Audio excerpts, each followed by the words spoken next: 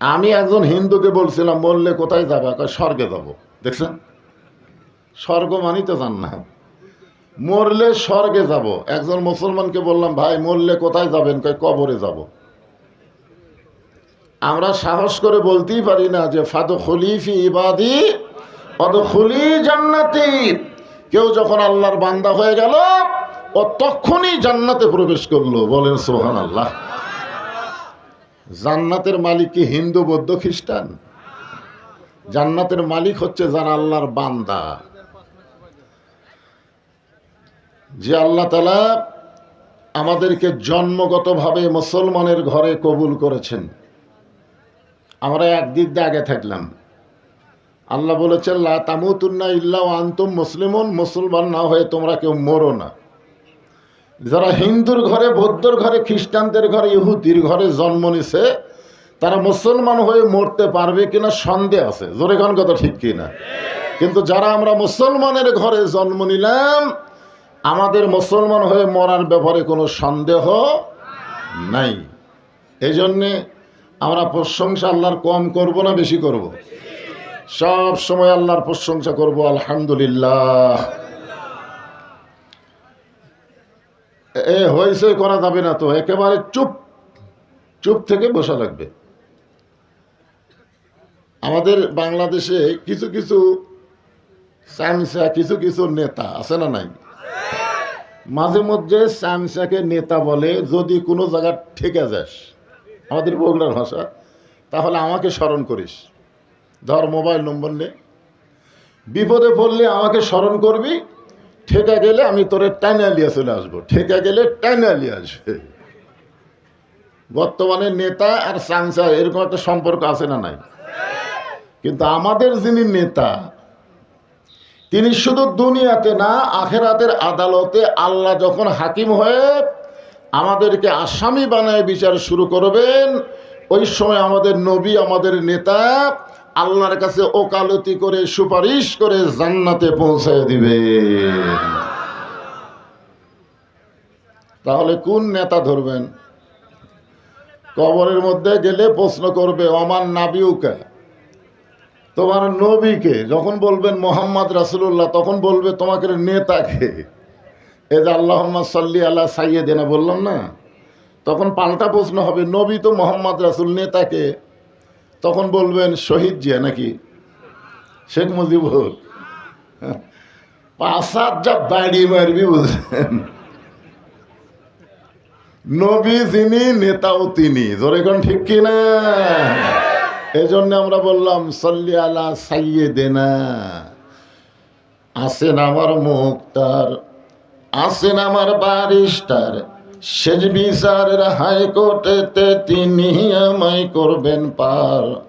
আমরা পাপী রাসূল জাবিন্দার। সকলে বলি আলহামদুলিল্লাহ। আমরা যে কোরআন থেকে তাফসির শুনবো, এ কোরআনে কোনো সন্দেহ নাই, আছে নাকি? জালিকাল কিতাব লা রাইবা ফিহ। খুব সুন্দর কথা। এ কোরআনের মধ্যে কোনো সন্দেহ নাই, এই কিতাবের মধ্যে কোনো সন্দেহ নেই। জালিকাল কিতাব মানে এই কিতাবের মধ্যে লা রাইবা ফিহ, কোনো সন্দেহ নাই। হুদাল্লিন নাস যদি থাকতো, তাহলে পাইকারি হারে সবাই কোরআন থেকে হেদায়েত পেত। কিন্তু আল্লাহ এখানে বলেছেন হুদাল্লিল মুত্তাকিন, কেবলমাত্র মুত্তাকি বান্দা বান্দি যারা কোরআন থেকে হেদায়েত পাবে তারা। ঠিক কিনা বলেন? তা আমি এই কোরআন থেকে সূরা মুলকের 2টা আয়াত আপনাদের সামনে তেলাওয়াত করেছি। মুলক, আপনাদের রাজশাহী চাপাইয়ের মধ্যে কিছু কিছু লেতাবার আছে। লেতা, এরা তো নেতা না। আমাদের এলাকার ওই আগেকার যুগে যে হারকিন চিমনি ময়লা হয়ে গেলে পুরাতন কাপড় দিয়ে পরিষ্কার করতে, এর নাম হলো লেতা। আপনারা তেনা কন, আমরা লেতা কই। এরকম কিছু লেতা বলে যে ইসলামের সাথে রাজনীতির সম্পর্ক নাই, রাজনীতি নাকি ইসলামের মধ্যে নাই। এই লেতাগুলোর জন্যেই আল্লাহ তাআলা সূরা মুলক নাজিল করেছে। জোরে কোন কথা ঠিক কিনা? হ্যাঁ, খুব খেয়াল করবেন। আমাকে এক হাজী সাহেব বলতে যে হুজুর আপনারা ওয়াজত গেলে খালি রাজনীতি করেন, রাজনীতি ছাড়া ওয়াজ করতে পারেন না। তা আমি বললাম, হাদি সাহেব আপনি তো হজ করবার যাও রাজনীতি করছেন। তখন হাদি সাহেব আমাকে কান ধরে বলতেছেন, আউযুবিল্লাহ হুজুর, আল্লাহর ঘর তাওয়াফ করতে গিয়ে আমি রাজনীতি কোথায় করলাম? আমি বললাম, ঠিক আছে আপনি তলবিয়াটা পড়েন তো, তালবিয়াটা পড়েন, লব্বাইক আল্লাহুম্মা লব্বাইক লব্বাইক লা শারিকা লাকা লব্বাইক ইন্নাল হামদা ওয়ান নি'মাতা লাকা ওয়াল মুলক লা শারিকা লাক। আমি হাই সাহেবকে বললাম, এ লাকা ওয়াল মুলক লা শারিকা লাকার অর্থ কি? হুজুর সবাই পড়ে গেছে, আমিও পড়ছি, অর্থ তো বুঝিনি। এই অর্থ বুঝুননি দেখেই বক্তাদের হক কথা রাজনীতি কর। ওই জায়গায় আপনি বললেন রাজনীতির ভিতরে, রাজত্বের ভিতরে একমাত্র আল্লাহ ছাড়া আমি অন্য কাউকে স্বীকার করি না। আপনি হজের আগে যে দল করেন করেন, কিন্তু হজের পরে একমাত্র আল্লাহর দল না করলে আপনার হজ আল্লাহ কবুল করবে না। কারণ যে কাবা ঘরের সামনে আপনি স্বীকার করলেন লাকাওয়াল মুলক লা শারিকা লাক, আর কাবা ছাড়া বাংলাদেশে আইসা আপনি মানুষের দল করবেন, আল্লাহ ঠেকাও পড়েনি আপনার হজ কবুল করা। জোরেকার কথা ঠিক কি না? এখন এই পবিত্র কোরআনে একটা সূরা দিলেন আল্লাহ, মুলক। মুলক মানে রাজ্য, রাজত্ব। আল্লাহ তাআলা বলতেছেন তাবারাকাল্লাযী বিয়াদিহিল মুলক। গোটা পৃথিবীর রাজত্ব, কর্তৃত্ব, মালিকানা একমাত্র কার হাতে? আমেরিকার হাতে? ভারতের হাতে? ইসরায়েলের হাতে? ইসরায়েলে যে আগুন জ্বলতিছে, এখন ইসরায়েল খালি আফসোস করে মুসলমানকে খুঁজতেছে। ভগবান দিয়া কাম হচ্ছে না, ঈশ্বর দিয়ে আগুন বাড়ে যাচ্ছে, গড় দিয়ে আগুন খালি দৌড়ে দৌড়ে আসতেছে। এখন আল্লাহ ছাড়া গতি নাই। জোরে কোন কথা ঠিক কিনা ভাই জান? হ্যাঁ, গোটা পৃথিবীর রাজত্ব, কর্তৃত্ব, মালিকানা একমাত্র আল্লাহর হাতে। ওয়া আলা কুল্লি শাইইন কাদির। প্রত্যেকটা বিষয়ের উপরে, প্রত্যেকটা বিষয়ের উপরে একমাত্র ক্ষমতা কার? এটা বিশ্বাস করা লাগবে তো, খালি মুখ দিয়ে বলে হবে না। প্রত্যেকটা বিষয়ের উপরে একমাত্র ক্ষমতা আল্লাহ। সে আল্লাহ বলতেছেন, আল্লাযী খালাকাল মাউতা ওয়াল হায়াতা লিয়াবলুয়াকুম আইয়ুকুম আহসানু আমালান ওয়া হুয়াল আজিজুল গফুর। মৃত্যু এবং হায়াতকে, মাইকের সাউন্ড একটু সাইজ করো বাবা, বেশি জোরে দিও না, আবার আসতেও দিও না। মৃত্যু এবং হায়াতকে সৃষ্টি করেছেন কে? এ কথাগুলো খেয়াল করে শুনবেন। আল্লাহর কোরআনের যখন কথা হয় তখন কি করা লাগবে? ওয়াইজা কুরিয়াল কোরআনও কি ফাসতামিউ লাহু ওয়া আনসিতু লাআল্লাকুম তুরহামুন। তো কোরআনের অর্থ যখন কয় তখনও তো চুপ থেকে এটা বোঝার জন্য শোনা লাগবে না? কি কোন শোনার দরকার আছে না? এদিক সেদিক তাকান কেন? বক্তা কালো হলেও চেহারার দিকে তাকা থাকেন, আল্লাহ সগীরা গুনাহ মাফ করে দিবে। কি? হ্যাঁ, সব মনোযোগ দিয়ে তাকাবেন। মৃত্যু এবং হায়াতের স্রষ্টাকে আরো জোরে, জোরসে বলেন মাশাআল্লাহ। লিয়াবলুয়াকুম, পরীক্ষা করা হবে। আইয়ুকুম আহসানু আমালা, সুন্দর আমল। বিষয়টার নাম হলো সুন্দর আমল। আপনার বলেন তো, সুন্দর আমল করার পরিবেশ বর্তমানে বাংলাদেশে আছে? মাথা ঝোঁকালে হবে না, হিসাব করে বলেন তো, সুন্দর আমল করার পরিবেশ আছে? মনে করেন একটা হিন্দু সন্তান জন্ম দিয়ে মুসলমানের বাড়িতে লালন পালন করতে দিছে, জন্ম দিছে হিন্দু, মুসলমানের বাড়িতে লালন পালন করতে দিয়েছে। 10 বছর পরে হিন্দু তার সন্তানকে ফেরত নিছে। আপনারা বলেন তো, এই সন্তান আল্লাহ কবে না ভগবান কবে? কেন? মুসলমানের পরিবেশে বড় হচ্ছে। আচ্ছা, একটা মুসলমান তার সন্তানকে জন্ম দিছে, দিয়ে হিন্দুর বাড়িতে লালন পালন করতে দিছে। 10 বছর পরে মুসলমান তার সন্তানকে ফেরত নিছে। আপনার বলেন তো, এই সন্তান আল্লাহ কবে না ভগবান কবে? তার মানে বোঝা গেল, জন্ম দিলেই হিন্দু মুসলমান হয় না, হিন্দু মুসলমান হয় পরিবেশের কারণে। বর্তমানে আমাদের বাংলাদেশে যে পরিবেশ চলতেছে, আপনারা একটু চিন্তা করে কম তো, এটা মুসলমানের পরিবেশ না হিন্দুর পরিবেশ? তাহলে পরিবেশ পাল্টান লাগবে। কি দিয়ে পাল্টাবেন? এই জন্য আল্লাহ বলতেছেন লিয়াবলুয়াকুম, তোমাদের পরীক্ষা করা হবে, আইয়ুকুম আহসানু আমালা। একটু মনোযোগ দিয়ে শোনেন। সুন্দর আমল করতে গেলে ধারাপাতের মতো একটু খেয়াল করেন, তারপর আর খেয়াল না করলে আপনারা এমনি খেয়াল করবেন। আগে ওয়াজের লাইনও তুটপাত দেন। সুন্দর পরিবেশ তৈরি করতে গেলে সুন্দর একটা সমাজ লাগবে। কথা কন, লাগবে কি লাগবে না?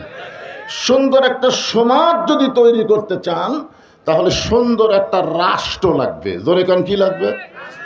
সুন্দর একটা রাষ্ট্র যদি তৈরি করতে চান তাহলে মানুষের তৈরি আইন দেওয়া হবে না, আল্লাহর কোরআন লাগবে। জোরে কন, কথা ঠিক কি না? এখন আপনারা বলেন, এই কোরআন কি খালি ওয়াজের মধ্যেই সীমাবদ্ধ না সব জায়গায়? এই যে বললো না আল কোরআনের আলো, আপনারা বললেন ঘরে ঘরে জালো।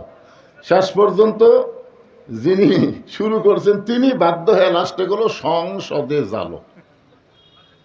তো সংসদে জালো বললে একদল লোকের কলজাতে আবার আগুন ধরে, বুঝলেন? যে সংসদে কোরআন গেলে আমাকে খবর কি রে। এই জন্য আমরা অ্যাঙ্গেলে ডোজ দেব আল কোরআনের আলো। আপনারা বলবেন সব জায়গায় জালো। সব জায়গার মধ্যে সংসদ আছে না? না, আল কোরআনের আলো। এইবার বোঝা গেল সব জায়গায় যদি কোরআন যায় তাহলে সংসদ কি বাদ থাকবি? মাশাআল্লাহ। এখন এই কোরআনটা কি, এই কোরআনটা আসলে কি, এইটা বোঝানোর জন্য আমি আপনাদেরকে সূরা মুলকের দুটো আয়াতে ব্যাখ্যা করতেছি। আপনার বলেন তো কোরআনটা কি? যে আমার হাতের দিকে তাকেন, এরা ধরবার গেলেও ঠেলা আছে। কেউ যদি দৌড়ে এসে ধরবার চায় ধরবার পারবে না, কারণ এটা ধরবার গেলে লা ইয়ামাসসুহু ইল্লাল মুতাহহারুন। ততক্ষণ পর্যন্ত তুমি কোরআন শরীফ স্পর্শই করতে পারবা না যতক্ষণ পর্যন্ত তুমি পবিত্র না হবা।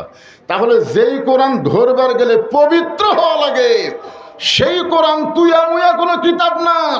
এই কোরআন সম্পর্কে আল্লাহ বলেছেন অনুনাজ্জিলু মিনাল কোরআনি মা হুয়া শিফাউ ওয়া রাহমাতুল লিল মুমিনিন। আমার সঙ্গে স্লোগানে বলবেন, আমি যে বলো সব সমস্যার সমাধান, আপনারা বলবেন দিতে পারে আল কোরআন সব সমস্যার সমাধান। মা হুয়া শিফাউ ওয়া রাহমাতুল লিল মুমিনিন। শিফা মানে সব সমস্যা। এখন আসেন, এই কোরআনকে সর্বপ্রথম যিনি হেদায়েত স্বরূপ মনে প্রাণে গ্রহণ করেছেন সেই মহামানবের নাম হলো হযরত ওমর। নামটা খেয়াল করুন, নাম কি? ওমর। তিনি কিন্তু আল্লাহ রাসূলকে হত্যা করার জন্য রওনা দিয়েছিলেন, জানা ঘটনা, ঠিক কিনা বলেন? আচ্ছা, হত্যা করবার সরাসরি কি রাসূলের কাছে যাওয়ার পারছিলেন? রাস্তার মধ্যে খবর পেলেন যে তার বোন ভগ্নিপতি কোরআনের দলে ভর্তি হচ্ছে। কোন দলে ভর্তি হচ্ছে? কোরআনের দলে ভর্তি হচ্ছে। তখন নবীর কাছে না গিয়ে বোন ভগ্নিপতির বাড়িতে গেলেন। তাদেরকে এক সময় খুব মারধর করার পরে বললেন যে তোরা কি যেন পড়তেছিলি, আমি একটু শুনতে চাই। মানে শুনেছে, যখন দরজার দাঁড়াছে তখন পড়েছে। কি পড়েছে? ইন্নামাল মুমিনুনাল্লাযীনা ইযা যুকিরাল্লাহু ওয়াজিলাত কুলুবুহুম ওয়া ইযা তুলিয়াত আলাইহিম আয়াতুহু জাদাতুহুম ঈমানাও ওয়া আলা রাব্বিহিম ইয়াতাওয়াক্কালুন।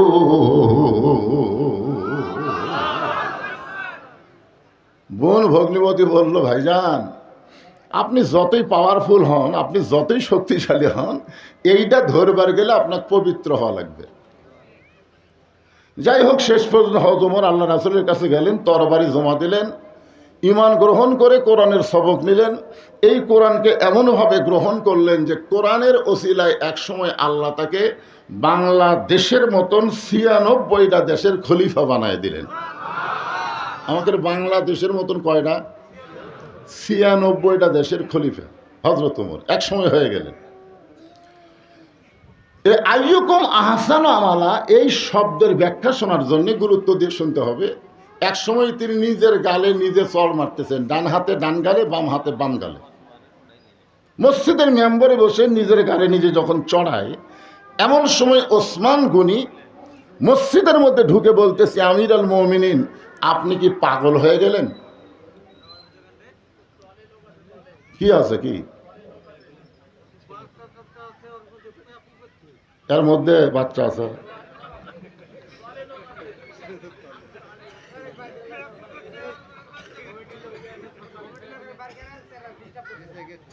গেছে গেছে বার হয়ে গেছে। ওসমান গনি বলতেছেন, আপনি কি পাগল হয়ে গেলেন? ওমর ফারুক বলতেছে, ওসমান, এই মসজিদের মেম্বরে বসে মিন শাররিল ওয়াসওয়াসিল খান্নাস, মিন শাররিল ওয়াসওয়াসিল খান্নাস, আমার খান্নাস ভিতরে একটা নফস আছে, আছে না নাই? আমাকে ধোকা দিচ্ছে। ওসমান গনি বললেন, কি ধোকা? বলে, আমার নফস বলতেছে আমি নাকি অর্ধ জাহানের খলিফা। তো ওসমান গনি বলতেছে, ঠিকই তো কইছে, বর্তমানে আপনি অর্ধ জাহানের খলিফা। উমর ফারুক বললেন, ওসমান, শুধু বর্তমানকে নিয়ে যারা চিন্তা করে এরা ভবিষ্যৎ ভুলে যায়। শেখ হাসিনা বর্তমানকে নিয়ে চিন্তা করে 41 সাল বলেছিল, কিন্তু 24 সালই যাওয়া লাগছে। ধরে কোন কথা ঠিক কি না? ভবিষ্যৎ কি হবি এই চিন্তা করে না, বর্তমান খালি কয় কি হনু রে, কি হনু রে। ওমর ফারুক বললেন, তুমি যে অবস্থানে থাকো না কেন, তুমি অতীতের কথা মনে করবে, ভবিষ্যতের চিন্তা করবে। আপনি অতীতে কি ছিলেন, ভবিষ্যতে আপনার কি হবে? বর্তমানে আপনি তো ভালোই আছেন, বর্তমানে ডক্টর ইউনূস আসার পর থেকে মোটামুটি ভালোই আছেন নাকি কন? কিন্তু ভবিষ্যৎ চিন্তা করছেন? হায় হায়। এখন কিছু কিছু লোক বলতেছে নির্বাচনের দরকারই নেই, ইউনূসই থাক। কারণ ভারত যে হারে বাংলাদেশকে আক্রমণ করার হুমকি দেয়, ইউনূস ছাড়া উপায় নাই। জোরে কোন কথা ঠিক না? কারণ ভারতকে বুড়ে আঙ্গুল দেখায় ইউনূস চীনত গেছে, চীন আবার এমন মাল মশলা দিছে, ভারতের মুদি গালত হাত দিয়ে শুয়ে পড়ছে। জোরে কোন কথা ঠিক না? কিন্তু অতীতে হাসিনার মতন একটা খারাপ শাসক ছিল, ভবিষ্যতে আমাদের খবর কি একটু চিন্তা করার দরকার আছে না নাই? জোরে কোন আছে না নাই? হ্যাঁ, খালি বর্তমান নিয়ে থাকলে হবে না তো ভাই জান। ওসমান গনি বললেন, আমির আল মুমিনিন, আপনার অতীতের খবর আমি শুনতে চাই, আপনি অতীতে কেমন ছিলেন? ওমর ফারুক বললেন, অতীতে আমি খালার বাড়িতে রাখালি করতাম, ছাগল নিয়ে মাঠে ময়দানে যাইতাম, সন্ধ্যার সময় যখন ফেরত আসতাম, খালা আমার ছাগলের পাল গুনে 2-4টা কম পড়ে গেছে, আমার কান ধরে বলতো, ওমর, কয়টা নিয়ে গেছিলা, কয়টা ফেরত আনলে?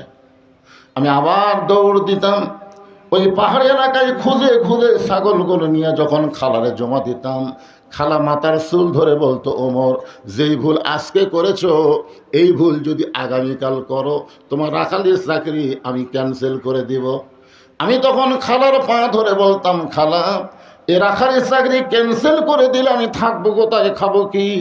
যে ওমর একদিন রাখালির চাকরি রক্ষা করার জন্য খালার পা ধরে কেঁদেছে, আজকে সেই ওমরকে আল্লাহ অর্ধ পৃথিবীর খলিফা বানাইছে।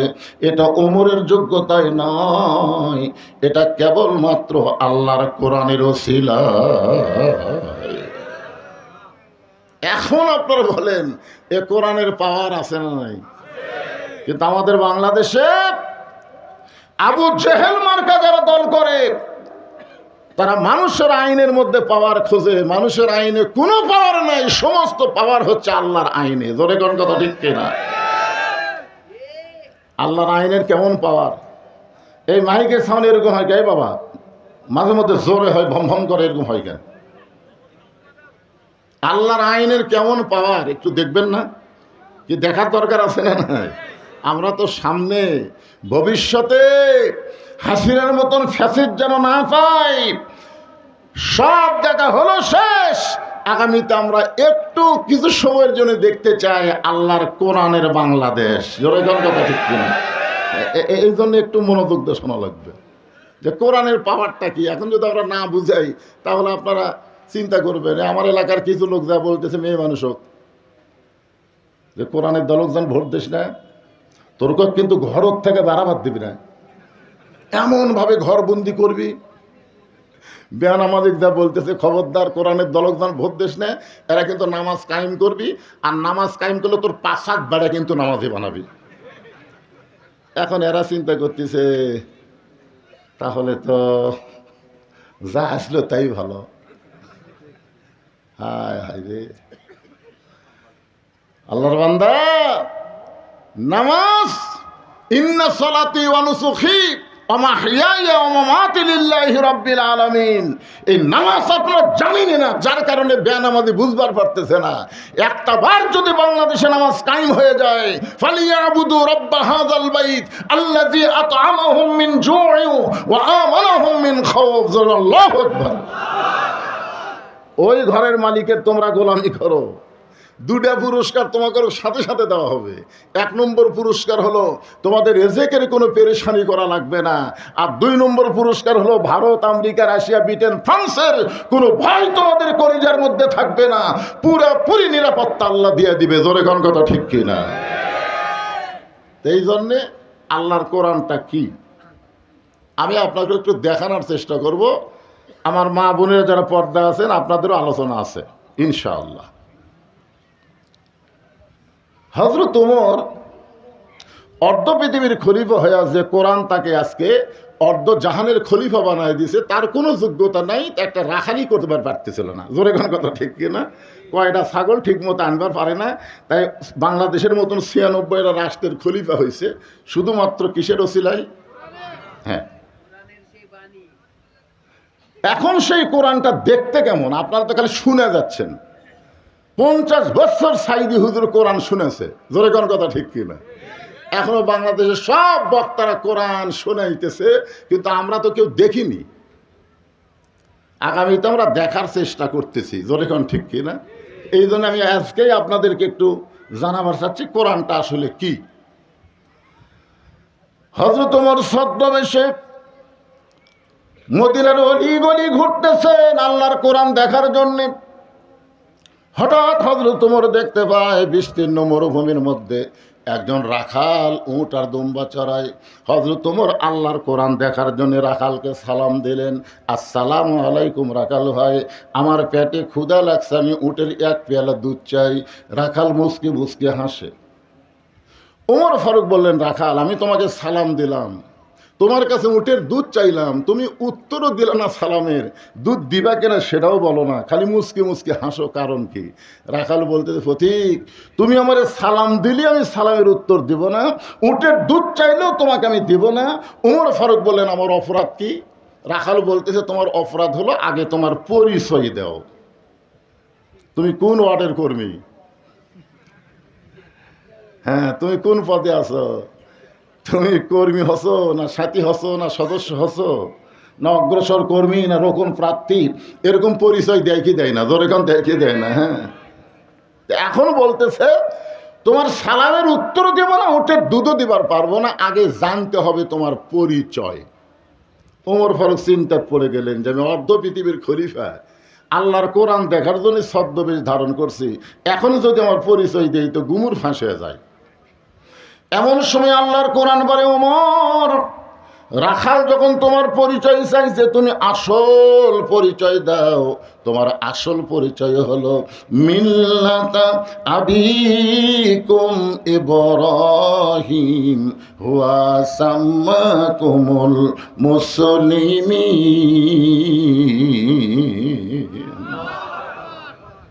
কি পরিচয়? আসল পরিচয় হলো তোমার জাতির পিতা ইব্রাহিম তোমার নাম রেখেছে মুসলমান। তাহলে আমরা এখানে যত মানুষ বসে আছি, আওয়ামী লীগ করেন, বিএনপি করেন, জাতীয় পার্টি করেন, জামাত করেন, তাবলিগ করেন, পীর মুরিদি করেন, আপনাদের আসল পরিচয় কি? আরো জোরে, জোরসে বলুন। জোর হলো না, আরো জোরে। মুসলমান মানে কি? কার কাছে? বুঝে শোনা এখন। ওমর ফারুক বললেন, রাখাল, আমার পরিচয় যখন শুনবার চাচ্ছ, আমার পরিচয় হলো আমি একজন মুসলমান। রাখাল মুসকে মুসকে হাসি আর বলে, আসল না নকল? ওমর ফারুক বলে, রাখাল, মুসলমান তো মুসলমানই, এর মধ্যে আসল নকল কি? রাখাল বলতেছে, আসল মুসলমান যারা হবে তারা চাওয়ার ব্যাপারে সতর্ক থাকবে। আসল মুসলমান জীবন দিবে, কিন্তু রাষ্ট্রপতির কাছে বাঁচার দরখাস্ত লিখবে না। আসল মুসলমান দরকার হলে জীবন দিবে, কিন্তু বাতিলের সঙ্গে আপোষ করবে না। জোরে কোন কথা ঠিক? তুমি যদি আসল মুসলমান হও, তুমি দুধ চাইছো কার কাছে? ওমর ফারুক চমকে উঠছে। চমকে ওঠার কারণ হলো, আল্লাহর কোরআন যখন দুনিয়াতে চালু থাকবে, উমর যদি ভুল করে একটা রাখাল পর্যন্ত ভুল ধরবার পারবে। সুবহানাল্লাহ কর না কেন? আজকে বাংলাদেশের কোনো জায়গায় আল্লাহর আইন চালু না থাকলে মসজিদে চালু আছে, আছে না নাই? আওয়ামী লীগ, বিএনপি, জাতীয় পার্টি, জামাত ইসলাম, 4 দলের মুসল্লি মসজিদে গেছে, কিন্তু ইমামের মায়ের অসুখ, ইমাম মা ওকলে হাসপাতালত গেছে। এখন 4 দলের মুসল্লিরা চিন্তা করতেছে, কে হুজুর যখন নাই, কে ইমামতি করবি? তখন আওয়ামী লীগের যাই বড় নেতা, তাই জামাত ইসলামের এক নেতার কাছে বলতেছে, ভাই দেখতেছেন আজকে হুজুর নাই রে, সামনে কে যাবি? তো বলতেছে, ভাই আওয়ামী লীগ আছে, বিএনপি আছে, জাতীয় পার্টি আছে। তখন 3 দলই বলতেছে, আমরা মুসল্লি হবার পারি, তবে ইমাম হবার পারি না। খেলার নাম হ্যাঁ, আল্লাহ কি আইন আল্লাহর ঘরের মধ্যে দেখেন, যোগ্য লোককে সামনে দিচ্ছে, আর বাইরে আসা সারা খাড়া হয়ে পেশাব করে। আমার নেতার চরিত্র চোরের মতন পবিত্র, নামাজ পড়ে না এক ওয়াক্ত। আর আল্লাহর ঘরের মধ্যে গিয়ে দেখতেছে সামনে যাওয়ার উপযুক্তকে। মসজিদে যাদেরকে সামনে দিবেন, সমাজেও তাদেরকে সামনে দেওয়া লাগবে। ধরে কোন কথা ঠিক কিনা? এখন মনে করেন ইমাম সাহেব দাওরা পাস, টাইটেল পাস, আসরের নামাজ হলো 4 রাকাত। কয় রাকাত? 2 রাকাতে ইমাম বসেছে, আবার 3 রাকাতে বসে গেছে। বসা লাগবে 2 বার, 2 রাকাত 4 রাকাত। জোরে গান ঠিক কিনা? কিন্তু ইমাম 3 রাকাতে যেই মাত্র বসেছে, সামনে কাতারের মুসল্লির খেয়াল নেই। সামনে কাতারের মুসল্লি মনে করতে যে হুজুর যা তাই, কিন্তু 3 নম্বর কাতারে এক অটো ভ্যান চলায়, ওই কয় কে রে, আসরের নামাজে 2 বৈঠক, 2 রাকাত 4 রাকাত, হুজুর যে 3 রাকাতে বসলো। আল্লাহু আকবার। যে আল্লাহ আকবার কাছে ইমাম মনে মনে কয়, টাইটেল পাস, দাওরা পাস রে, তুই যতই লোক মাদে 41 সালের আগে উঠবো না। এই মনে করে ইমাম যদি স্বৈরাচারী হয়ে বসাই থাকে, আপনার মুসল্লি কার পক্ষে যাবেন? ভ্যানালার পক্ষে না নেতার পক্ষে? কেন যাবেন? কারণ মসজিদ কারো বাপের না। মসজিদে কোনো বাপের আইন চলবে না, স্বামীর আইন চলবে না। মসজিদে একমাত্র আল্লাহর আইন চলবে। জোরে কোন কথা ঠিক কিনা? আল্লাহ নবীর তরিকা মোতাবেক ইমামতি কর, সামনে থাক।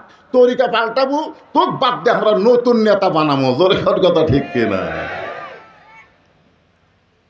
মসজিদে আল্লাহর আইন চলবি আর সমাজে চলবি না, এটা কেমন মুনাফিকি? সব লোক মসজিদ আল্লাহ দিয়া বাদ বাকি নিজের নাম রেকর্ড করে নিয়েছে। হুজুর দেখতেছেন ওটা হুজুর আমার, হুজুর ওই সাইডটাতে পুকুর দেখতেছেন ওটা আমার, ওই সামনে যে জমিগুলো দেখতেছেন ওটাও আমার। আসাদু আল্লাহ ইলাহা ইল্লাল্লাহ, নামাজ আসাদু আল্লাহ ইলাহা ইল্লাল্লাহ। আবার বলছে ও দেখতেছেন ওটাও আমার। আর এই সেট আমার বাপ চাচার, এলাকার মধ্যে পাও দেওয়ার জায়গা কারু নাই। তো সবই যদি তোমাকে হয় আল্লাহর, তখন বলতেছে আল্লাহটা দেখবার গেলে 2 মিনিট হাঁটা লাগবে হুজুর। আল্লাহটা দেখবার গেলে বলে 2 মিনিট হাঁটা লাগবে। 2 মিনিট হাঁটা মসজিদের কাছে যায়, বলতেছে হুজুর এখানে আল্লাহর কিছু ছিল না, আমার চাচা আল্লাহ 10 শতক দান করছে, আর আমরা সবাই মিলে আল্লাহকে একটা ঘর বানিয়ে দিছি হুজুর, এই যে এইটুকু আল্লাহর হুজুর। এই ফেরেশতাকায় আল্লাহ, এই দেশের নাম কি? আল্লাহ বলে এটাই তো ফেরাউনের বাংলাদেশ। ছোট্ট হামাক দিছে, বেশি অরা লিছে। আল্লাহর কোরআন যখন চালু হবে, মসজিদ যেমন আল্লাহর, গোটা বাংলাদেশ আল্লাহর হয়ে যাবে। জোরে কোন কথা ঠিক কি না কথা বলেন? ওমর ফারুক চোখের পানি বের করে বলতেছে, রাখাল ভাই, আসলে চাওয়ার ব্যাপারে আমার ভুল হয়ে গেছে। চাওয়ার ব্যাপারে আমার কি হয়ে গেছে? রাখাল বলতেছে, ভুলটা যখন স্বীকার করলে, তাহলে আল্লাহ তোমাকে তওবা করার সুযোগ দিয়েছে। আদম আলাইহিস সালাম ভুল স্বীকার করেছে, আল্লাহ তওবা করার সুযোগ দিয়েছে, কিন্তু শয়তান ভুল স্বীকার করে না। 2000 ছাত্র জনতা মরে গেল, শহীদ হয়ে গেল, 30,000-এর মতন পঙ্গু হয়ে গেল। এখন পর্যন্ত অনেক শয়তান আছে, তারা ভুল স্বীকার করতেছে না। জোরে কোন কথা ঠিক কিনা? যে শয়তানের মাও ভারতত পলে গেছে, ই আরো বড় শয়তান। জোরে কোন কথা ঠিক কিনা? আজও পর্যন্ত আফসোসের কোন কথা মুখ দেবার হয় না। এখন পর্যন্ত এখনো হুমকি মারতেছে। আজও একটা কল ফাঁস হচ্ছে, দেখেন, কোনো আফসোস নাই। আচ্ছা, ভুল হয়ে গেছে। উমর ফারুক বলতেছে, ভাই আমার ভুল হয়ে গেছে। রাখাল বলে, ভুলটা যখন স্বীকার করছো, আল্লাহ তোমাকে তওবা করার সুযোগ দিচ্ছে। আমরা 4 ভাই। আমার বড় ভাই প্রাইমারি হেডমাস্টার, আওয়ামী লীগ করে। আমার ছোট 2 ভাই 2 কলেজের প্রফেসর, এরা বিএমপি করে। 5ই আগস্টের পরে আমার বড় ভাই আমার মাদ্রাসা মসজিদে বিকেলবেলা ঢুকলো। আমি সিসি ক্যামেরাতে দেখলাম, উনি আসে না সহজে, কিন্তু ঢুকলো। তা আমি আস্তে আস্তে নামে মসজিদের দরজাত গিয়ে বললাম, ভাই খবর কি? বলে, তওবা কর্ম ভাই, ভুল স্বীকার করে তওবা কর্ম ভাই। বলে, কি ভুল স্বীকার করে? না, যেই দলের মেম্বার থেকে প্রধানমন্ত্রী বলে যায়, এই দল তার আমি নাই। বিশ্বাস করেন, কোরআন আমার সামনে, আমার ভাই আল্লাহর ঘরের মধ্যে আমার কাছে তওবা পড়ে আল্লাহর দলে ভর্তি হলো। তো ভুল স্বীকার করার সুযোগ আছে তো। যারা আল্লাহর কোরআনের দল বাদ দেন, অন্য দল করতেছেন, ভুল স্বীকার করে ফিরে আসতে হবে আল্লাহর দিকে। জোরে কোন কথা ঠিক কিনা? মরা লাগবেই। আল্লাযী খলাকাল মাউতা ওয়াল হায়াতা, মরা লাগবেই। আল্লাহ বলেছে, লা তামুতুন্না, মৃত্যুবরণ করো না, ইল্লা ওয়া আনতুম মুসলিমুন। মুসলমান হয়ে মরা মানে আল্লাহর প্রতি আত্মসমর্পণ করে মরা। জোরে কোন কথা ঠিক কিনা? ওমর ফারুক বলে, রাখাল, তখন আমি তওবা করতেছি। রাখাল বলে, তুমি মূর্খ মানুষ, তুমি তওবা কেমনে করবা? আমি তওবা করাই, তুমি আমার সঙ্গে তওবা পড়ো। ওমর ফারুক বলে, আমি মূর্খ? এ কথা তোমার কে কইছে? রাখাল বলে, চাওয়ার ব্যাপারে যে সতর্ক হয় না, এই সবচাইতে বড় মূর্খ। আপনার বলেন তো, যারা দয়াল বাবা দরবারেতে কেউ ফিরে না খালি হাতে, এরা কি? জোরে কওয়া লাগবে, এরা কি? আরো জোরে, জোরসে বলুন। আর একটা মূর্খ আছে, আল্লাহর ধন নবীরে দিয়া, আল্লাহ আছে গায়েব হইয়া, নবীর ধন খাজা নিয়া শুয়ে আছে আজমিরে, কেউ ফিরে না খালি হাতে, খাজা রে তোর দরবারেতে। আমরা সবাই বলবো, কেউ ফিরে না খালি হাতে, আল্লাহ তোমার দরবারেতে। সবাই বলেন, কেউ ফিরে না খালি হাতে, আল্লাহ তোমার দরবারেতে, আমার দয়ার আল্লাহর দরবারেতে কেউ ফিরে না খালি হাতে, আল্লাহ আল্লাহ। কি জিকির করা যাবে না? সাইজ মতো করা লাগবে। ওমর ফারুক বললেন, রাখাল ভাই, তাহলে তুমি আমারে তওবা পড়ায় দাও। এবার রাখাল হযরত উমরকে তওবা পড়াচ্ছে। উমরের চোখ দিয়ে দর দর করে পানি পড়তেছে। পানি পড়ার কারণ হলো, আল্লাহর কোরআন যখন দুনিয়াতে চালু থাকবে, উমর যদি ভুল করে, একটা রাখাল পর্যন্ত তওবা পড়ানোর সুযোগ পাবে। যারা মাগরিব এশার নামাজ পড়েননি, এখানে বসে থেকে ওয়াজ শুনতেছেন, মাগরিবও পড়েননি, এশাও পড়েননি, ফজরও না পড়ার নিয়ত করে বসে আছেন। আর যারা মাগরিব এশা পড়েছেন, যেভাবে পড়া দরকার সেভাবে হয়তো পড়বার পারেনি, কারণ বাংলাদেশে এখনো নামাজ কায়েম হয়নি। আমরা চোরের মতন পড়তেছি, বাপ পড়ে, বেটা পড়ে না, দাদা পড়ে, লাতি পড়ে না। জোরে কোন কথা ঠিক কি? এক ঘন্টার নামাজ হচ্ছে না তো। আনফুসাকুম আহলিকুম নারা, জাহান্নামের আগুন থেকে বাঁচতে গেলে বাবা তুমি একলা নামাজ পড়া বাঁচবে না তো, তোমার বেটাকে 7 বছর থেকে তালিম দেওয়া লাগবে, 10 বছর থেকে ঘাড় ধরে নামাজ ধরার লাগবে। জোরে কোন কথা ঠিক কি না? তাহলে যারা পড়িনি তারা তো পড়িনি, আর যারা পড়ছি তারা পড়ার মতন পড়িনি, পাস করবো না ফেল করবো। এই জন্যে সকলে মিলে আমরা একসাথে তওবা করি। অসুবিধা আছে?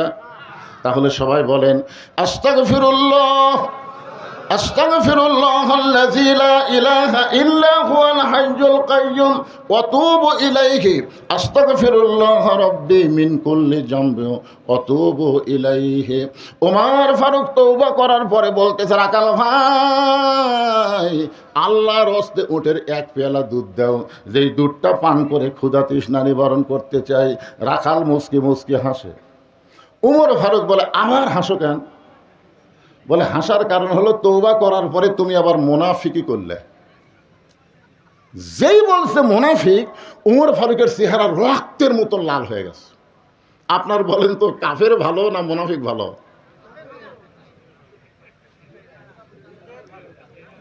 না দুটা খারাপ? ঠিকই আছে রে ভাই। আমি একজনকে বলছিলাম আওয়ামী লীগ ভালো না বিএনপি ভালো?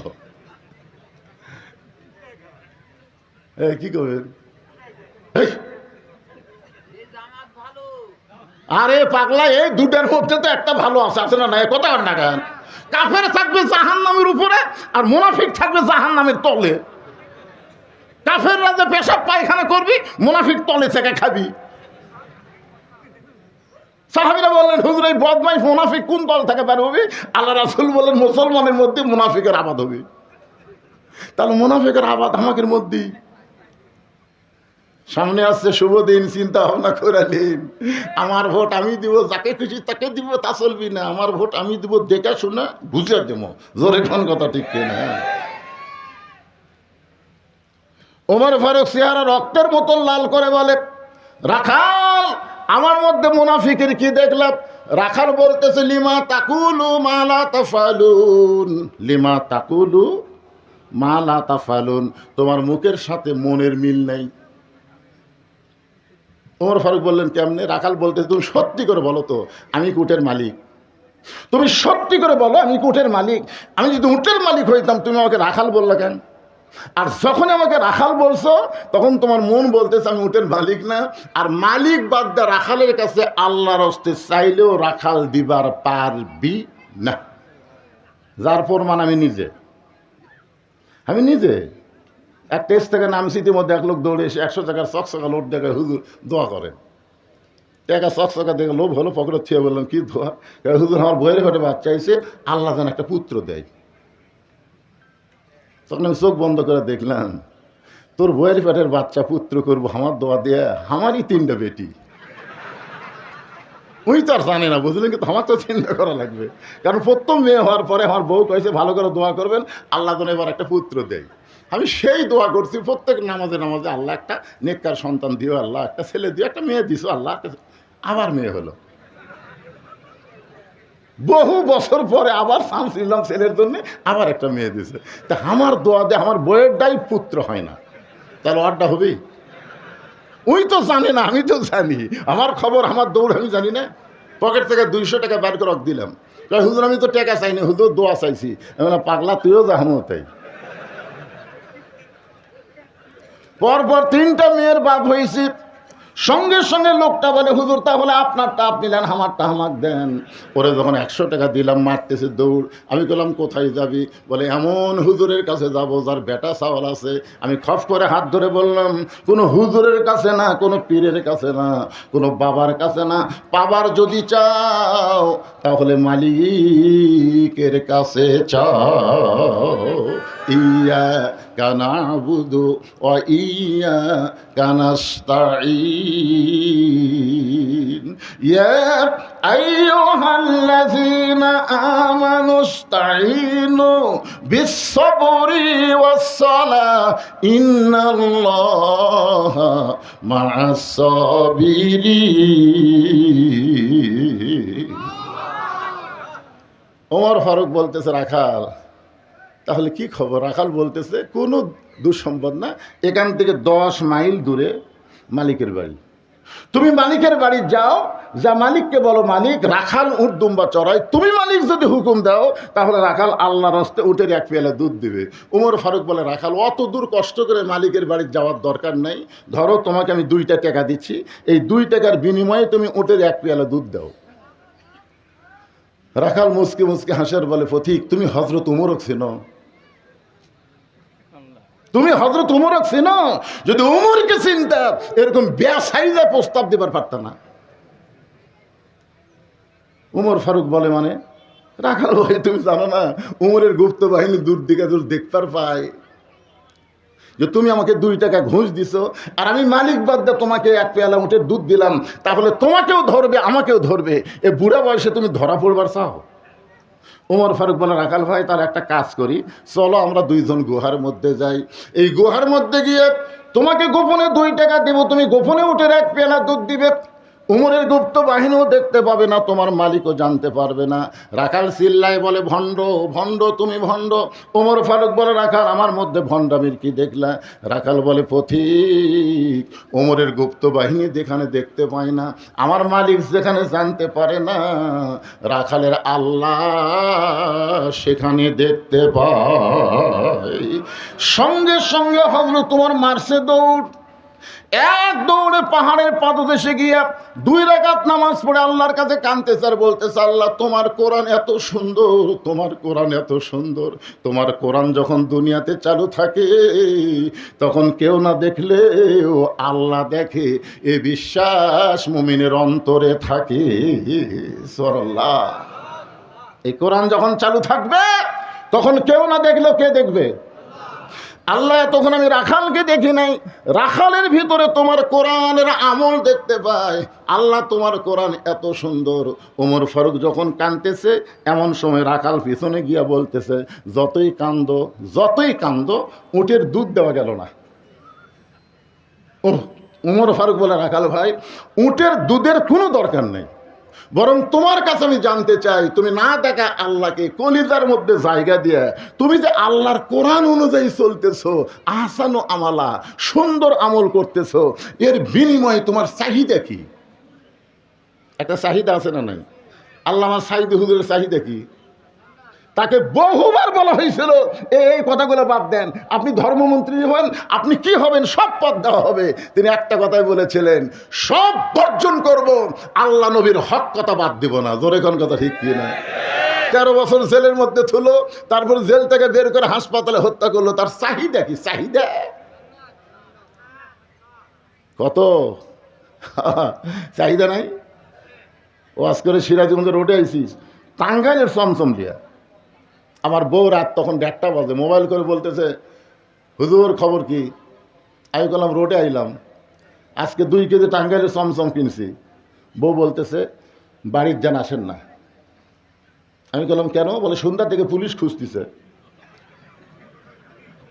পুলিশ খুঁজতেছে, আপনি আজকে বাড়িতে আসেন না। চিন্তা করলাম বাচ্চা কাচ্চার জন্য মিষ্টি কিনলাম, বাড়ির যাবার দেবে না, কি করি? শ্বশুরকে কল করলাম, আব্বাজান। আমার শ্বশুর বলতেছে, হঠাৎ এত রাত্রে মোবাইল? আমি বললাম আজকে একটু আপনার বাসার যাবার চাই। শ্বশুর বলতেছে, দরকার নাই, কারণ তোমাকে পুলিশ খুঁজতেছে। বন্ধু বান্ধব খেয়েও বাড়িতে জায়গা দিল না, গাড়ি জঙ্গলের মধ্যে থুয়ে আলুর বাগুরের মধ্যে কম্বল পরে ঘুম পারলাম। চাহিদা কি? কি চাহিদা?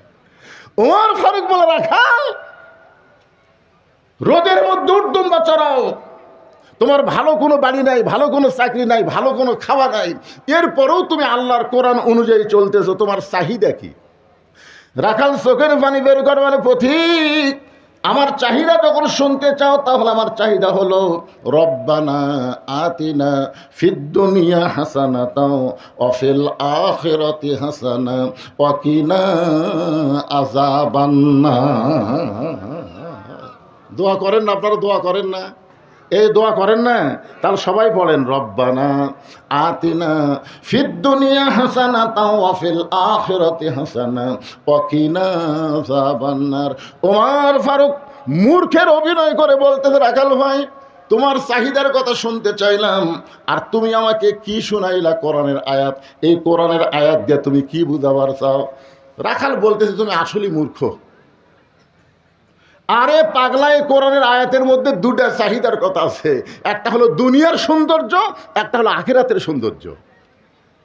দুনিয়ার সৌন্দর্য হলো মহামানব হযরত উমরকে আমি এক নজর দেখতে চাই, যে উমর আল্লাহর কোরআন দিয়ে রাষ্ট্র চালানোর কারণে আমার মতন রাখাল না দেখে আল্লাহকে কলিজার মধ্যে জায়গা দিবার পারছি। সেই উমরকে খালি একটা নজর দেখতে পারলে আমার দুনিয়ার চাহিদা আল্লাহ পুরা করবে। আমার 2 নম্বর চাহিদা হলো আমি রাখাল যখন মরে যাব অধম রাখালকে আল্লাহ যেন জান্নাত দেন। ওমর ফারুক দৌড়ে গিয়ে রাখালের হাতটা খফ করে ধরে এভাবে 3টা চুমা খেয়ে বলতেছে, রাখাল ভাই তোমার 2 নম্বর চাহিদা আল্লাহ পুরা করছে, মরার সঙ্গে সঙ্গে আল্লাহ তোমাকে জান্নাত দিবে। আপনারা সুবহানাল্লাহ কন, কিন্তু রাখাল সুবহানাল্লাহ কয় না। ওমর ফারুক বলে, রাখাল সুবহানাল্লাহ বলো। রাখাল সুবহানাল্লাহ বলে না, সঙ্গে সঙ্গে ওমর ফারুক আল্লাহর কোরআন তেলাওয়াত করতেছে, ইন্নাল্লাযীনা ক্বালু রাব্বুনাল্লাহু সুম্মা ইসতাকামু তাতানাজ্জালু আলাইহিমুল মালাইকা আল্লা তাখাফু ওয়া লা তাহজানু ওয়া আবশিরু বিল জান্নাতিল্লাতী কুনতুম তুআদুন। এরপরেও রাখাল মাটির দিকে তাকা সুবহানাল্লাহ কয় না। ওমর ফারুক বলে, কে রাখাল, মরার সাথে সাথে আল্লাহ তোমাকে জান্নাত দিবে, সুবহানাল্লাহ কও না কেন? রাখাল বলতেছে, পথিক তুমি খুব চালাক, মরার পরে জান্নাত দিবে এই বাকি কথা সহজেই বলতেছো, কিন্তু হযরত উমরকে এক নজর দেখতে পাবো, এই লগত কথা বলতে তোমার কোন জাকাত বাঁচে? ওমর ফারুক চিন্তাত পড়ে গেছে, যে রাখাল আমাকে তওবা পড়াছে, যে রাখাল আমাকে মুনাফিক করছে, যে রাখাল আমাকে ভণ্ড করছে, এখন যদি বলি আমি উমর, বলাও সারা, হার্ট ফেল করে মরাও সারা। বুঝতে পারতেছে না? উমর রাস্তাতে গেলে শয়তান কয়দিন যায় না, আর সেই উমরও কি পড়াছে? কথা কয় না, তওবা পড়াছে। মুনাফিক করছে, ভণ্ড করছে, এখন যদি বলে ভাই রাখাল তুমি যে উমর দেখ পারছো, আমি সে উমরে বলা শোনাও সারা, মরাও সারা। ওমর ফারুক চিন্তায় পড়ে গেলেন, আমি যে ওমর, এই কথা রাখালকে কেমনে বলবো? এমন সময় আল্লাহর কোরআন বলতেছে, উদউ ইলা সাবিলি রাব্বিকা বিল হিকমাহ। ওমর ডাইরেক্ট যদি বলবার না পারো তাহলে হেকমতের সাথে বলো। ওমর ফারুক বলে, রাখাল ভাই সত্যি যদি ওমরকে তুমি দেখতে চাও তাহলে ফজরের নামাজ তোমাকে সামনে কাতারে আদায় করা লাগবে। ফজর যদি সামনে কাতারে আদায় করো, মেহরাবের দিকে লক্ষ্য করে দেখবা যেই মানুষটা ইমামতি করতেছে ওই মানুষটি হলেন হযরত ওমর। তাহলে আল্লাহর কোরআন দিয়ে যখন রাষ্ট্র চলবে তখন প্রধানমন্ত্রী কি করা লাগবে? আর কথা কয় না, আর কথা কয় না। আর আল্লাহর কোরআন ছাড়া তারা প্রধানমন্ত্রী হবে? ইমামতি এবার খালি ডক্টর ইউনূস একটু ঈদের জামাতে সামিল হচ্ছে, তাই মানুষ কি খুশি রে। যদি ঈদের নামাজের খুতবা দিত তাহলে জনগণ কি খুশি হতো। কথা কন না কেন ভাই? আল্লাহর কোরআন দিয়ে যখন বাংলাদেশ চলবে তখন দেশের প্রধান, দেশের বড় ঈদগার খতিব হবে, বড় মসজিদের খতিব হবে। জোরে করে কথা কন না কেন? খতিব হলে কি হবে?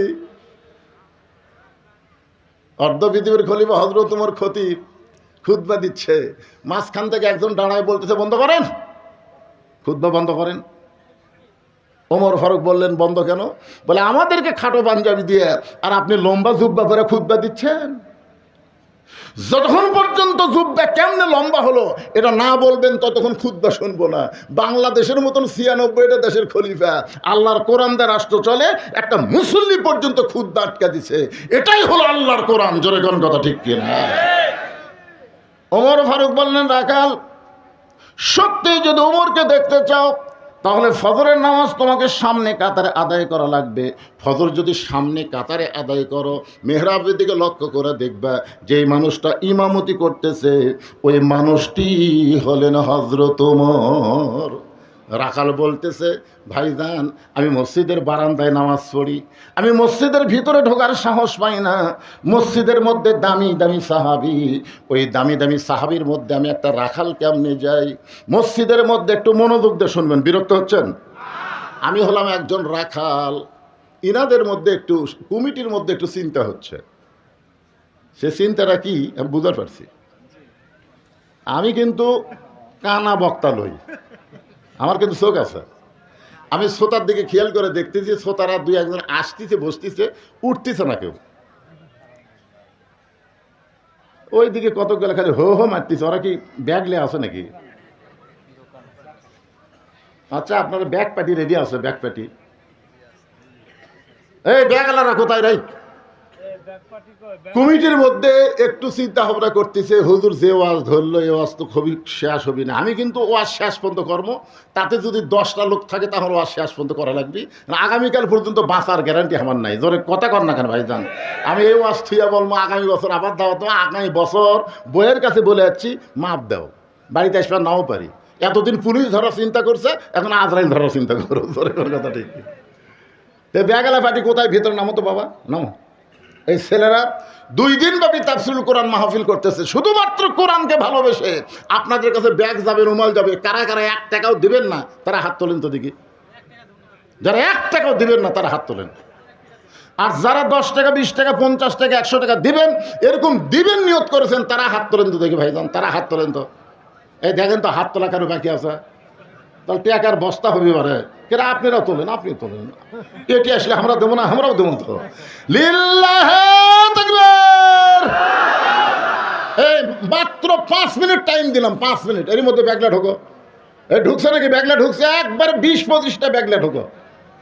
এই যে ঢুকছে, এই যে ঢুকছে, দিয়ে দাও বাবা, সবাই দিয়ে দাও, সবাই দিয়ে দেন, সবাই আল্লাহর রাস্তায় দিয়ে দেন, সবাই দিয়ে দেন। দেওয়ার পর আবার সেখান থেকে এক টানা ওয়াজ হবে, ওটা বসা নাই ইনশাআল্লাহ। কেউ যদি মনে করেন হুজুর আমরা ওই ব্যাগের মধ্যে 10 টাকা 20 টাকা দেওয়ার পার্টি না, আমরা 500-1000 টাকা দেওয়ার পার্টি, তাহলে আপনারা কোনো মতে টেজত এসে দিবার পারেন না। ব্যাগের মধ্যে তো 500-1000 টাকা কেউ দিবে না। আমি বহু ব্যাগ খুঁজে দেখছি, খালি 100 টাকা, 20 টাকা, 10 টাকা, 5 টাকা এলেই। 500 টাকা 1000 টাকা লোড খুব কম পাওয়া যায়। আছে আপনাদের মধ্যে এমন কেউ আছে যে কোরআনকে ভালোবেসে একটা কোরআনের দাম, কোরআনের মাহফিলে 500 টাকা দিয়ে দিলাম, এরকম কেউ আছে আল্লাহর বান্দারা? যে হুজুর এই ছেলেরা গান বাজনা না করে 2 দিন ব্যাপী কোরআনের মাহফিল করতেছে, আগামীকাল যিনি আসতেছেন এ বাংলাদেশের যুবকদের আইডল মুফতি আমির হামজা। জোরে কোন কথা ঠিক? হ্যাঁ, আজকে তো বুড়া মানুষের ওয়াজ শুনতেছেন, কাল হবে ভাস্তার ওয়াজ। এই তো মাশাআল্লাহ, এই দেখেন পাওয়া গেল তো। 1জন হোক আর 2জন হোক, মাশাআল্লাহ 500 টাকা দিয়ে দিয়েছে। আর একজন আল্লাহর বান্দা নিজ থেকে 500 টাকা দান করেছে। এই ব্যাগগুলো যতক্ষণ আদায় হবে ততক্ষণ আমি আদায় করব। ব্যাগের আদায় শেষ। মা বোনদের মধ্যে আদায় করার লোক আছে? মা বোনদের মধ্যে আদায় করার লোক নাই? মাশাআল্লাহ, আল্লাহর এক বান্দা 1000 টাকা দান করেছে, আল্লাহ দানকে কবুল করেন। আর একজন 500 টাকা দান করলো, আল্লাহ দানকে কবুল করেন। আল্লাহ নেক নিয়ত, কেউ উঠবেন না, শয়তান যেন উঠবেন না দেয়। মিন শারিল ওয়াসওয়াসিল খান্নাস। খান্নাস বলবো ওয়াজ হচ্ছে রে, আদায় শুরু করলে আর ওয়াজ হবে। আমি ওয়াদা দিচ্ছি কোরআন আমার সামনে শেষ পর্যন্ত আলোচনা হবে ইনশাআল্লাহ, ওটা বসার দরকার নাই। মাশাআল্লাহ, আমাদের এই তানোর থানার আমিরের জামাত আমার ভাই 500 টাকা দান করেছে, আল্লাহ তার দানকে কবুল করেন। আল্লাহ নেক নিয়ত নেকাশা পুরা করেন। তো ইজ্জুমান তাশা, আল্লাহ তাকে সম্মানের আসনে আসন করেন। আল্লাহুম্মা আমিন। একটু জিকির করেন ভাইজান। যে বাড়িতে খাওয়া দাওয়া এত সুন্দর মেহমানদের করার পরেও তার মনের মধ্যে একটু শরম, আরে আমার ভাইজান 86 সালে দাখিল পাস করছে, আমি 84 সালে, 2 বছরের জুনিয়র। 1000 টাকা দান করেছে, আল্লাহ দানকে কবুল করেন। আল্লাহ নেক নিয়ত নেকাশা পড়া করেন। তার একটা মেয়েকে দেখলাম একটু প্রতিবন্ধীর মতন, অনেক চেষ্টা করেছে। আমরা দোয়া করি আল্লাহ তুমি সবই পারো, তার মেয়েটাকে পুরাপুরি সুস্থ করো। জোরে কোন আমিন, জোরে বল আল্লাহুম্মা আমিন। এই ছেলেরা এখানে ব্যাগ লে ঘুরিস, ব্যাগের মধ্যে টাকা দিচ্ছে, ব্যাগ লে খালি দৌড়াদৌড়ি করে, এবারে টাকা লিবা তারপরে দাদা কি বাবা দিচ্ছে? মাশাআল্লাহ। হ্যাঁ, ব্যাগগুলো নিয়ে সব টেদের উপর চলে আসে। এবার জিকির করেন লা ইলাহা ইল্লাল্লাহ, জোরে লা ইলাহা ইল্লাল্লাহ। মহব্বতে আল্লাহর জিকির করতে অলসতা করতে হয় না। লা ইলাহা ইল্লাল্লাহ, লা ইলাহা, লা ইলাহা ইল্লাল্লাহু মুহাম্মাদুর রাসূলুল্লাহ সাল্লাল্লাহু আলাইহি ওয়াসাল্লাম।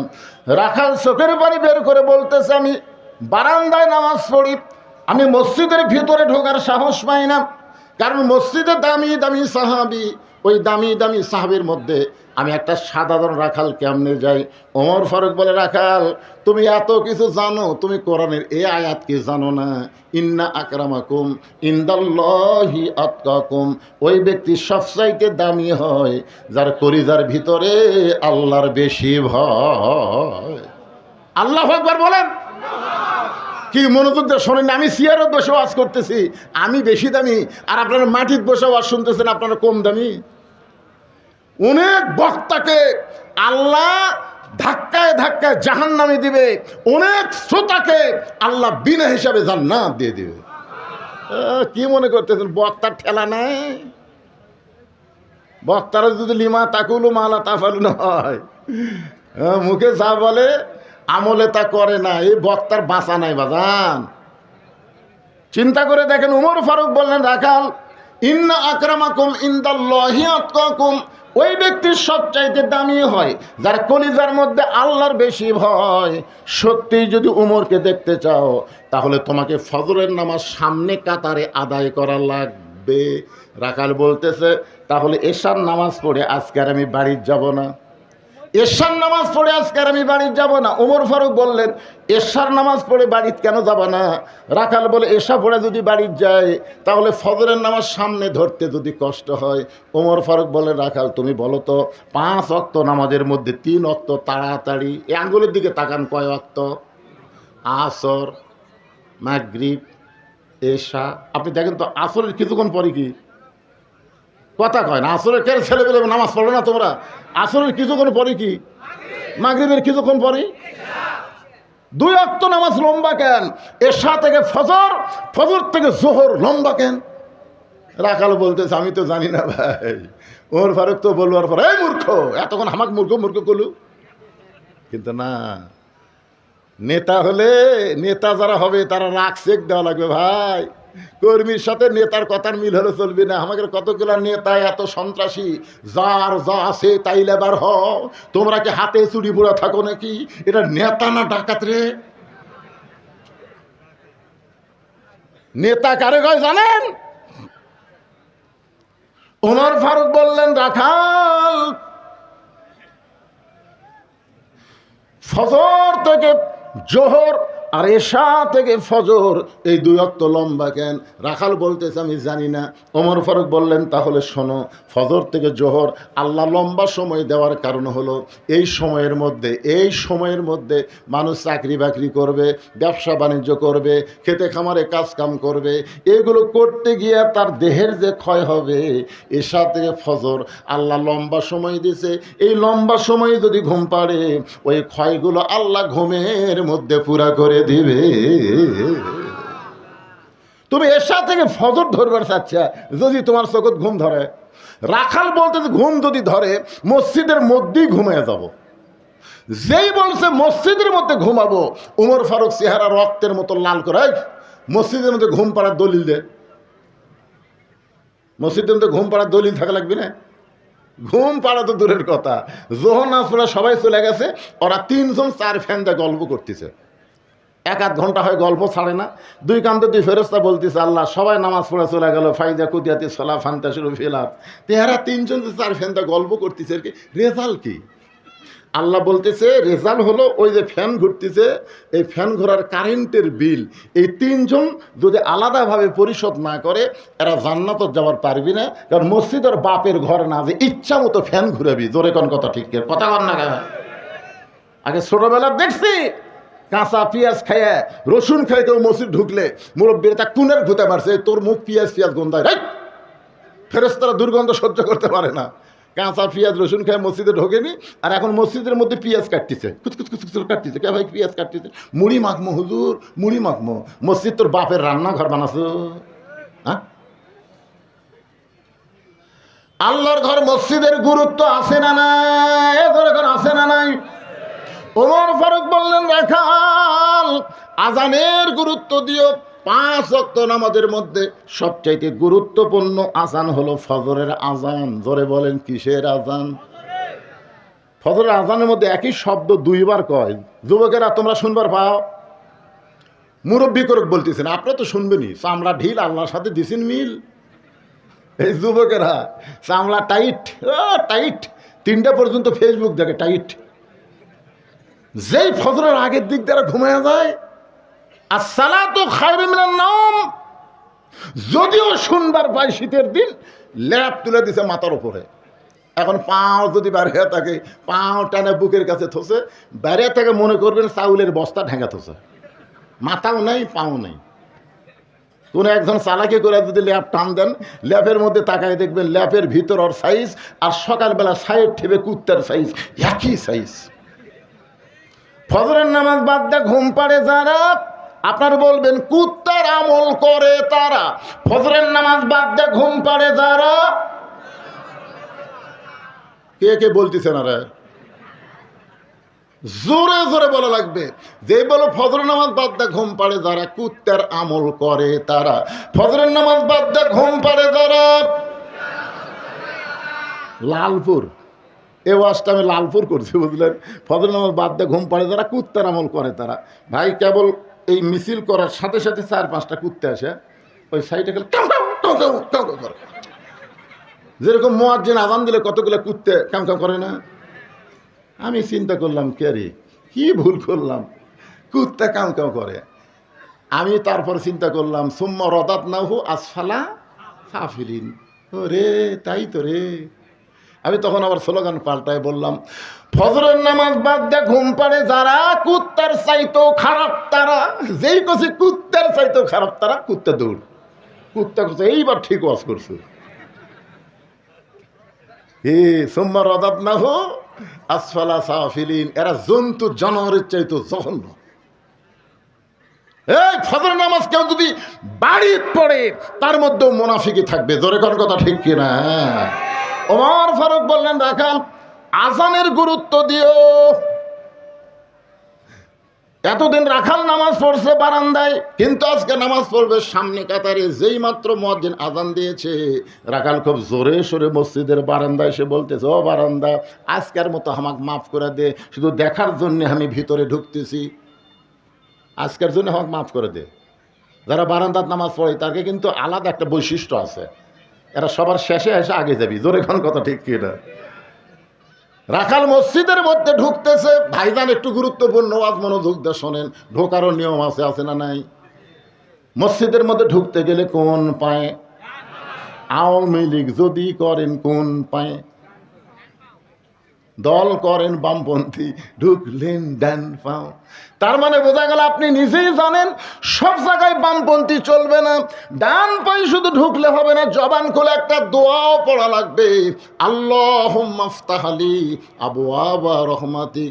এই দোয়াটা পড়ে রাখাল সামনে কাতারে যাবার চাই। প্রত্যেকটা সাহাবী নড়ে সরে রাখালকে যাওয়ার রাস্তা করে দেয়। রাখাল মনে মনে কয়, আল্লাহ, এতদিন বারান্দার থেকে মনে করলাম ভিতরে দামি দামি, কিন্তু আজকে ভিতরে ঢুকে দেখতেছি আমিও যা এরাও তাই। ভিতরে না ঢুকলে বোঝা যায় না, ইসলামের ভিতরে ঢুকলে বুঝবেন প্রত্যেকটা মুসলমান ভাই ভাই। জোরে কোন কথা ঠিক কি না? এই জন্য আল্লাহ বলেছেন, উদখুলু ফিস-সিলমি কাফা। ভিতরে না ঢুকলে বোঝা যাবে। এসপি সাহেব সামনে কাতারে দাঁড়াইছে, একটা মুসল্লি না হলে কাতার পুরা হচ্ছে না। এসপি কয়, কাতার পুরা হচ্ছে না, দেখি কোনো মুসল্লি আছে কিনা। তাকায় দেখে মসজিদের দরজার চৌকিদার খাড়া হয়ে আছে। কে খাড়া হয়ে আছে? ডাকতেছে, আয়। চৌকিদার বলে, না স্যার, আপনি এসপি, আমি চৌকিদার। এসপি কয়, পাগলা, তুই চৌকিদার, আমি এসপি, ওটা বাইরের কথা, ভিতরের কথা তা লয় রে, আয় আয়। বারবার এসপি বলার পরে চৌকিদার ভিতরে ঢুকছে, কিন্তু সামনে আসে না। এসপি কাতার ছাড়িয়া যায়, চৌকিদার কয়, কে তোকে ডাকে আহিস না কেন? এই সামনে কাতারে এসপির কাছে খাড়া করে বলতেছে, তোর পায়ের গোড়ালি আমার পায়ের গোড়ালি মিল কর। এসপি গোড়ালির সাথে চৌকিদারের গোড়ালি।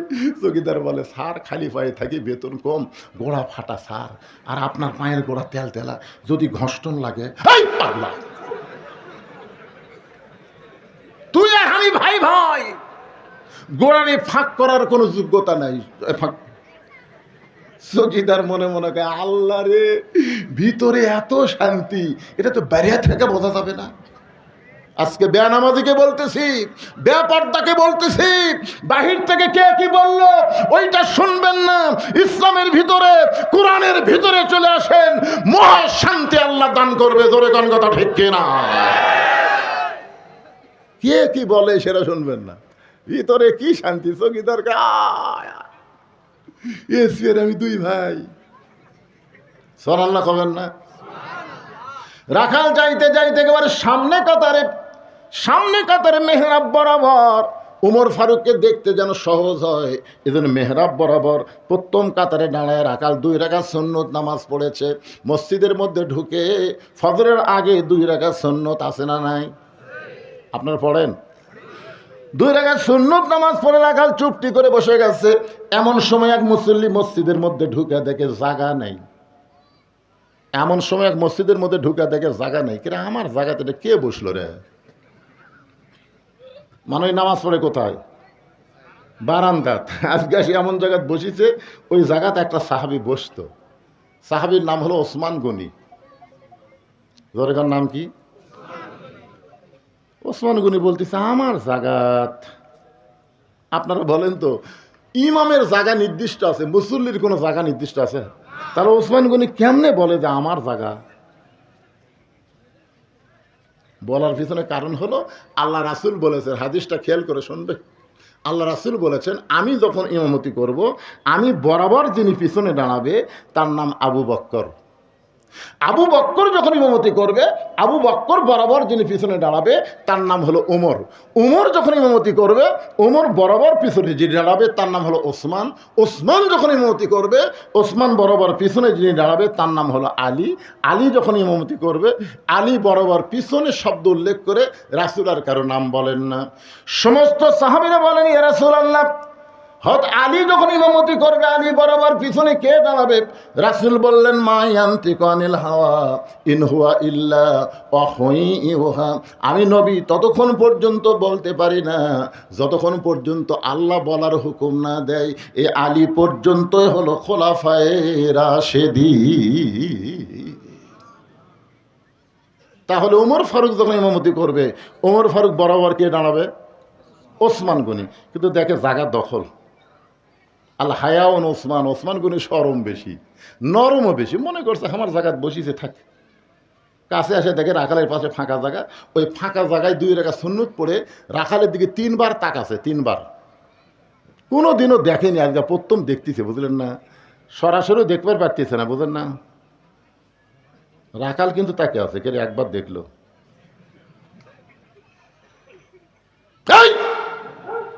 মূর্খ মানুষ। আপনারও মূর্খ মানুষের দিকে বারবার তাকান তো খেপে যাবে না। আমি একবার তাকাছিলাম এক অটো ভ্যানালার দিকে, কয় হুজুর গাড়ির চড়া বেড়ান দেখি মোশান হসা। আমি বললাম, ভাই রে, যখন গাড়ি যায় তোরও গাড়ি 1 চাকা নামাস, আমার গাড়ি 1 চাকা নামা, আটো রাস্তা, তুই যে আমার ব্রেক কমজোরি হুজুর, আমি নামাবার পারবো না, আপনার গাড়ি দরকারে মাটি চালিয়ে যাবেন। এই কথা বলার পরে আমি 3 বার তাকাছি। আমার কয় হুজুর কি মনে করেন এতবার তাকান কে? আপনারা সারা রাত যদি আমার দিকে তাকা থাকেন আমি রাগ করবো, কিন্তু একটা মূর্খ লোকের দিকে তাকালে দেখবেন 2-4 বার খেপে দেবে। রাখাল বলছে, এই মিয়া বারবার আমার দিকে কি দেখো মিয়া? ওসমান গনি ভয়ে লাফ দিয়ে উঠছে, উঠে বলতেছে, ভাই যান, আপনাকে কোনোদিন আমি সামনে কাতারে দেখি নাই, আজকে একটু ভালো করে দেখার জন্য 3 বার তাকাইছি। আপনার পরিচয় কি? বলে, আমার পরিচয় হলো আমি একজন রাখাল। যে বলেছে আমার পরিচয় আমি একজন রাখাল, ওসমান গনি মুস্কি মুস্কি হাসতেছে। মুস্কি মুস্কি হাসার কারণ হলো রাখাল যারা হবে তাদের ভাষা নরম হলে চলবে না, রাখালের ভাষা মাঝে মধ্যে গরমও হওয়া লাগবে। আল্লাহ রাসূল বলেছেন, প্রত্যেকটা অভিভাবককে আল্লাহ রাখালের দায়িত্ব দিয়ে দুনিয়াতে প্রেরণ করছে। শোনেন, আপনি গরু ছাগল মাঠে নিয়ে গেছেন, আপনার গরু ছাগল যদি কারো আবাদের দিকে যায়, আর আপনি যদি বলেন, বাবা গরু ওদিকে আবাদ আছে, বাবা যাস না বাবা, ওই শুনবি। আর যদি লাগে, এই গরু, আর এক ধাপ দেখবেন গরু কিন্তু মানুষের চাইতে ভালো শোনে। এই জন্যে আল্লাহর পক্ষ থেকে প্রত্যেকটা অভিভাবককে আল্লাহ রাখালের দায়িত্ব দিয়ে প্রেরণ করেছে। এখন হয়তো আপনারা মনে করতেছেন, হুজুর আমার তো গরু ছাগল নাই, আমি কার ওপর রাখালি করব? আপনি চোখ বন্ধ করে দেখেন, আছে। চোখ বন্ধ করে বিবেকের আয়না দিয়ে তাকায় দেখেন, আছে। আপনার বাড়িতে 42 বছরের একটা গাভী আছে। চোখ বন্ধ করে দেখেন, 42 বছরের একটা গাভী আছে। এখন ভাইয়ের ডার কত বয়স এটা আমি জানি না, আমার ডার মুরব্বী কি বুঝতে পারতেছে না, রাগ করে বসে আছে।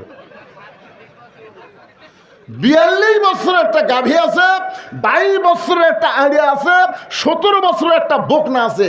গাভী হচ্ছে বউ, আড়িয়া হচ্ছে বেটা, বকনা হচ্ছে মেয়ে।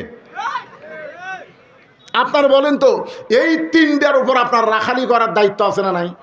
তা আপনি যে এশার নামাজ পড়ে বাড়িতে গেলেন, আপনি সামনে কাতারে এশার নামাজ পড়লেন, পড়ে বাড়িতে যাচ্ছেন, আর মনে মনে চিন্তা করতেছেন আমার ম্যাডাম এখন এশার নামাজ পড়তেছে, আমি মসজিদে পড়লাম, আমার বাড়িয়ালি এশার নামাজ যায় নামাজে পড়তেছে বাড়িতে। এই নিয়ত করে বাড়ি ঢুকে দেখেন আপনার ঘরের মধ্যে হরি হরি হরি হরি লোলো লোলো লোলো হরি হরি হরি লোলো লোলো ফেরা।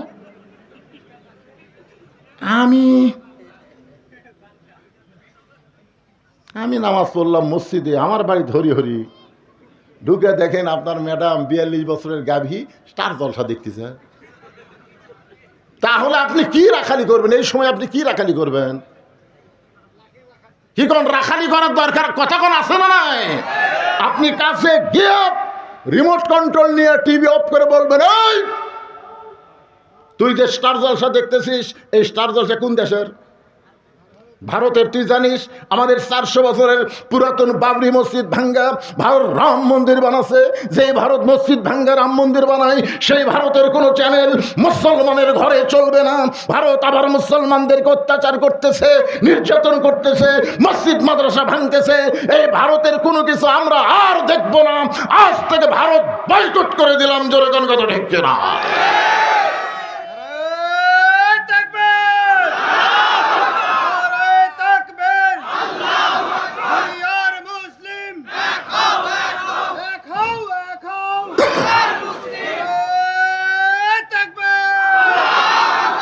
আপনার বউকে যদি আপনি বাবরি মসজিদের কাহিনীটা ঠিক মতো শোনার পারেন, বিশ্বাস করেন মেয়ে মানুষের মন খুবই নরম, ওই আর জীবনে ভারতের চ্যানেল দেখতে না। রাখালি করছেন? আপনার ছেলে যে 22 বছরের ছেলে স্কিন প্যান্ট পরে, এত টাইট প্যান্ট পরে ওরা কলেজে যায়। ছেলে আপনি 9টার সময় কলেজে গেল, সন্ধ্যার সময় বাড়িতে আসলো, এত টাইট ফুল প্যান্ট। আপনি কি কোনোদিন রাখালি করছেন? কেরে বাবা, এ বাবা শোনো, মুসলমানের বেটা কাপড় থাকবে টাকনুর উপরে আর পরবা নাভির উপরে, নাভির উপর থেকে টাকনুর উপর। জোরে কোন কথা ঠিক কিনা? আর এত টাইট ফুল প্যান্ট পরছো, এই ফুল প্যান্ট পরে তুমি কি 9টার থেকে সন্ধ্যা পর্যন্ত পেশাব করনি? এটা রাখালি করতেছেন। লোকমান তার ছেলের সাথে রাখালি করছে। এই জন্য আল্লাহ কোরআন একটা সূরা দিয়েছে লোকমান। পিতা হয়ে আপনি বলতেছেন, আচ্ছা ঠিক আছে বাবা, তুমি এই ফুল প্যান্ট পরে পেশাব কেমনি করলে? সুন্দর করে বলবেন, আব্বু আমি তো এটা পরে বসবার পারিনি। তো কেমনি করলে? খাড়া হয়ে করছে আব্বু। তো খাড়া হয়ে পেশাব করলে কয়বার করছে? সকাল থেকে সন্ধ্যা পর্যন্ত 3বার করছি। তার 3বার পেশাব করে পানি, পানিও লিছি, টয়লেট লিছি। বাপ বলতেছে, পাগলা, পেশাব করে দাঁড়ায় পেশাব করে পানি নিয়ে তুমি মনে করছো পেশাব শেষ, এই মনে করে চেন টানছো, তারপরে কমপক্ষে 3 ফোঁটা পেশাব তোমার কাপড় পড়ছে। কারণ দাঁড়ায় পেশাব করলে পেশাব পুরোপুরি নিংড়ে না, কথা কন ঠিক কিনা? তো 3 ফোঁটা, 3বার 3 থেকে 9 ফোঁটা, তো 9 ফোঁটা পেশাব যে তোমার ফুল প্যান্টের আন্ডার প্যান্টে পড়লো, ওই পেশাব শুকা যায় কি হলো? ওই পেশাব শুকে যায়, ওটি আবার জীবাণু হলো। এই জীবাণু দিয়ে তোমার ওই পেশাবের ছিদ্রতে ভিতরে ঢুকলো, কিছুদিন পরে তোমার যৌবন শক্তি নষ্ট হবে, আগা মোটা গোড়া চিকন হবি, তোমার সাথে কেউ বিয়ে দিবে? হাসতেছেন তাই? ইন্ডিয়ান হারবাল খাবেন? আপনার ছেলেকে 22 বছরের ছেলেকে আপনি এইভাবে সুন্দর করে রাখালি করে বুঝাই দিবেন। মুসলমানের সন্তানকে 7 বছর থেকে তালিম দেওয়া লাগবে, 10 বছর থেকে নামাজ ধরার লাগবে। যদি নামাজ ধরাবার পারেন, ও আর টাইট ফুল প্যান্ট কোনোদিন পরবে না। ধরে কোন কথা ঠিক কিনা? এখন 17 বছরের বকনা মানে আপনার মেয়ে। আপনার মেয়েকে আপনি মুসলমান হিসাবে কি তৈরি করবেন? ফাতেমা তৈরি করবেন না পরিমণি তৈরি করবেন? বাবা হিসাবে আপনার দায়িত্ব গ্রহণ করা দরকার। যদি আপনি ফাতেমা তৈরি করেন, আল্লাহ রাসূল বলেছেন সাইদাতুন নিসাই আহলুল জান্নাহ ফাতেমাতুজ জোহরা, আমার ফাতেমা জান্নাতি নারীদের নেত্রী হবে।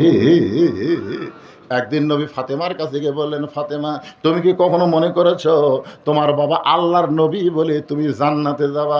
ফাতেমা বলতেছে, বাবা আমার বাবা শুধু আল্লাহর নবী না, আমার বাবা হলো বিশ্ব নবী, আমার বাবা হলো বিশ্ব নবী, আর বিশ্ব নবীর মেয়ে হওয়ার কারণে আল্লাহ কি আমাকে জান্নাত দেবে না? রাসূল হাত ধরে বললেন, ফাতেমা নবীর মেয়ে হওয়ার কারণে তুমি জান্নাতে যাবার পারবা না, জান্নাতে যদি যাবার চাও তাহলে জান্নাতের আমল করে তোমাকে জান্নাতে যেতে হবে। ফাতেমা বললেন, বাবা মেয়েদের জন্য জান্নাতের আমল কি বাবা? রাসূল বললেন, মাত্র 4টা আমল করবা। 1 নম্বর হলো নামাজ, 2 নম্বর রমজান মাসে রোজা, 3 নম্বর সতীত্বের হেফাজত পর্দা করা, আর 4 নম্বর স্বামীর কথা মতো চলা। এই 4টি আমলের মধ্যে পর্দাটা হলো সবচাইতে গুরুত্বপূর্ণ আমল ফাতেমা। এই পর্দার মধ্যে যদি থাকতে পারো, বাকি 3টা আমল আল্লাহ তোমার জন্য সহজ করে দিবে। আমার মা বোনেরা যারা পর্দার অন্তর আছেন গো মা, কেউ যদি আপনাদের বলে কোরআনের দল ক্ষমতাত গেলে পর্দার মধ্যে রাখতে হবে, আল্লাহ কোরআনে বলেছেন অকরনা ফি বুয়ুতিকুন্না ওয়ালা তাবাররাজনা তাবাররুজাল জাহিলিয়াতিল উলা। যে মেয়েরা পর্দার মধ্যে থাকবে ওই মেয়েদের আকাঙ্ক্ষা আল্লাহ দূর করে দেয়। ওই মনের মধ্যে পর্দায় থাকলে শান্তি হয়, যেই জিনিসটা হাতে পাবে 10কে আল্লাহ 100 বরকত বানায়া দিবে। ধরে কারণ সুবহানাল্লাহ। ওই মেয়েটা পরপুরুষের উপর কোনোদিন লালায়িত হবে না, পরকীয়া প্রেম চলবে না, স্বামী স্ত্রীর মধ্যে আলাদা জান্নাতে একটা মহব্বত হবে। হুন্না লিবাসুল লাকুম ওয়া আনতুম লিবাসুল লাহুন্না। স্বামী হলো বিবির পোশাক, বিবি হলো স্বামীর পোশাক। পুরুষের দরকার তার বউকে পর্দায় রাখা, আর মেয়ের দরকার সবসময় পর্দার মধ্যে থাকা। এই পর্দার মধ্যে যদি মা থাকতে পারেন, ফাতেমার সঙ্গে আল্লাহ জান্নাত দিবে। গভীর রাত্রে ফাতেমাকে হযরত আলী কবর দেওয়ার পরে আল্লাহকে বলতেছে, আল্লাহ এই ফাতেমার পর্দা কবুল করে নাও। এই দোয়া করার পরে তাকায় দেখে সামনে কয়েকটা পুরাতন কবর দেখা যায়। এই মাত্র ফাতেমার নতুন কবর দেখতে পাই না। হযরত আলী জান্নাতুল বাকি দৌড়ায় বলে, ফাতেমার কবর, ফাতেমার কবর। কে যেন বলতে চালি রে, ফাতেমা পর্দা নিশি, আমি আল্লাহ জোহরা ডিগ্রি দিয়া ফাতেমার কবরটাকে কিয়ামত পর্যন্ত পর্দা করে দিয়েছি। ওসমান গনি বললেন, ভাইজান আপনাকে কোনোদিন দেখিনি তো, এই জন্যই 3 বার দেখছি ভাই। রাগ করছেন? রাখাল বলতেছে, রাগ তো একটু হসেই, তো কোনোদিন দেখি না, আজকে প্রথম কাতারে। কারণ কি? রাখাল বলতেছে, আমি বারান্দাত নামাজ পড়ি ভাই, আজকে বেকায়দা দেখার জন্য আসছি। আজকে দেখা হয়ে গেলে এই কষ্ট করে আমি আর এই জায়গাতে আসবো না, কারণ বারান্দাত নামাজ পড়ার মধ্যে যে মজা আছে সামনে কাতারও ছেড়ে নেই। যারা বারান্দাত পড়ে তারা জানে, নামাজ পড়ে শেষে এসে আগে যায়, সামনে কাতারে পড়লি এই যেই বার হবে দেখে দেখে এই নিয়ত করে ফেলা দিয়েছে 2-4 জন, আর কে রে কোন দিক দিয়ে যাই রে। এখন সেই জন্য মসজিদ আবার তোদের লাঠি, তোদের লাঠি কি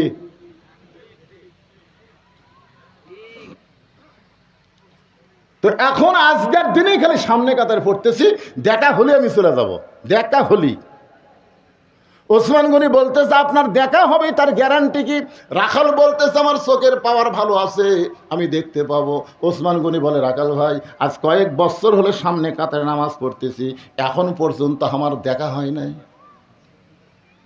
রাখালকে কি বলে? ওসমান গনি বলতেছে, কয়েক বছর হলে সামনে কাতারে নামাজ পড়তেছি, এখন পর্যন্ত আমার দেখা হয়নি। রাখালকে আমার দিকে তাকাও তো দেখি, তাকাও। ওসমান গনি যে তাকাছে, চোখের মনি তো ঠিকই আছে রে, তো দেখা হয় না কেন? রাখাল দেখতে চায় হযরত ওমরকে, আর ওসমান গনি দেখতে চায় নামাজের মালিক আল্লাহকে। আল্লাহ রাসূল বলেছেন, বুখারী শরীফের কিতাবুল ইহসার হাদিসটা পড়েন, আনতাবুদুল্লাহ কাআন্নাকা তারাহু ফাইন লাম তাকুন তারাহু ফাইন্নাহু ইয়ারাকা। কোন আল্লাহর বান্দা যখন ইবাদতের মধ্যে শামিল হবে, ইবাদতের মালিক আল্লাহকে দেখতে পাবে। আল্লাহ যদি দেখা সম্ভব না হয়, আল্লাহ তাকে দেখতেছে, এই বিশ্বাস তার কলিজার মধ্যে আসবে। ওসমান গনি মনের মধ্যে বড় আশা, যাকে সেজদা দিলাম তার কুদরতি পায়ে যেন একটাবার সেজদা দিবার পারি, এই দৃশ্য যেন আল্লাহ আমাকে দেখায়। এই চিন্তায় সামনে কাতারে নামাজ পড়ে। ওসমান গনি বলে, ভাই কয়েক বছর হলে সামনে কাতারে নামাজ পড়ি, এখনো পর্যন্ত আমার দেখা হয় নাই। রাখাল বলতেছে, কান্দা লাগবি না। কান্দা লাগবি কারা? তুমি আমার হাত ধরো, রাখাল ওসমান গনি বলতেছে তুমি আমার হাত ধরো, আমি নিজেও দেখবো তোমাকেও দেখায় দেব। এবার ওসমান গনি খফ করে হাত ধরে বলতেছি ইয়া আইয়ুহাল্লাযীনা আমানু তাকুল্লাহ ওয়া কুনু মা'আস সাদিকিন, ঈমানদারেরা আল্লাহর ভয় যদি ভিতরে রাখতে চাও তাহলে সত্যবাদীদের তোমরা সাথী হও। আপনারা বলেন তো সত্যবাদীর সাথী হওয়া বলতে কি বোঝাচ্ছে? ইন্নাল্লাহা ইয়ামুরুকুম আন তুআদ্দুল আমানাতি ইলা আহলিহা ওয়া ইযা হাকামতুম বাইনান নাস আন তাহকুমু বিল আদল। আল্লাহু আকবার, জোরে বলেন আল্লাহু আকবার। সত্যবাদীর সাথী হওয়া মানে কি? আপনারা বলেন তো বর্তমানে বাংলাদেশে মানুষের কথা যারা বলে তারাই সত্য কথা বলে, না যারা কোরআন নিয়ে কথা বলে তারা সত্য কথা বলে? তাহলে কোরআন নিয়ে যারা কথা বলে, কোরআন নিয়ে যারা রাজনীতি করে, কোরআন নিয়ে যারা রাজত্ব চলাবার চায়, তাদের সাথী হওয়ার কথাই এই আয়াতের মধ্যে আল্লাহ পরোক্ষভাবে বলতেছে। জোরে কোন কথা ঠিক না? বুঝতে পারছেন? ওসমান গনি রাখালের হাতটা ধরে মনে মনে বলতেছে আল্লাহ নিজের যোগ্যতায় আমি কোনোদিন দেখতে পাই নাই, আজকে এমন একজন লোক পাইছি সে নিজেও দেখবে এবং আমাকেও দেখায় দিবে। ওসমান গনি বড় আশা নিয়ে রাখালের হাতটা ধরে বসে আছে। কিছুক্ষণ পর নামাজের সময় হয়েছে। নামাজ মানে জামাতের সময়। যেই জামাতের সময় হয়েছে মুয়াজ্জিন আকামত দেওয়া শুরু করছে। আকামত আপনারা বোঝেন না? আকামত বোঝেন আকামত? আচ্ছা, মুয়াজ্জিন যখন আকামত দেয় তখন বসে থাকার কোনো সুযোগ আছে? চেয়ারত যারা বসে থাকে এরা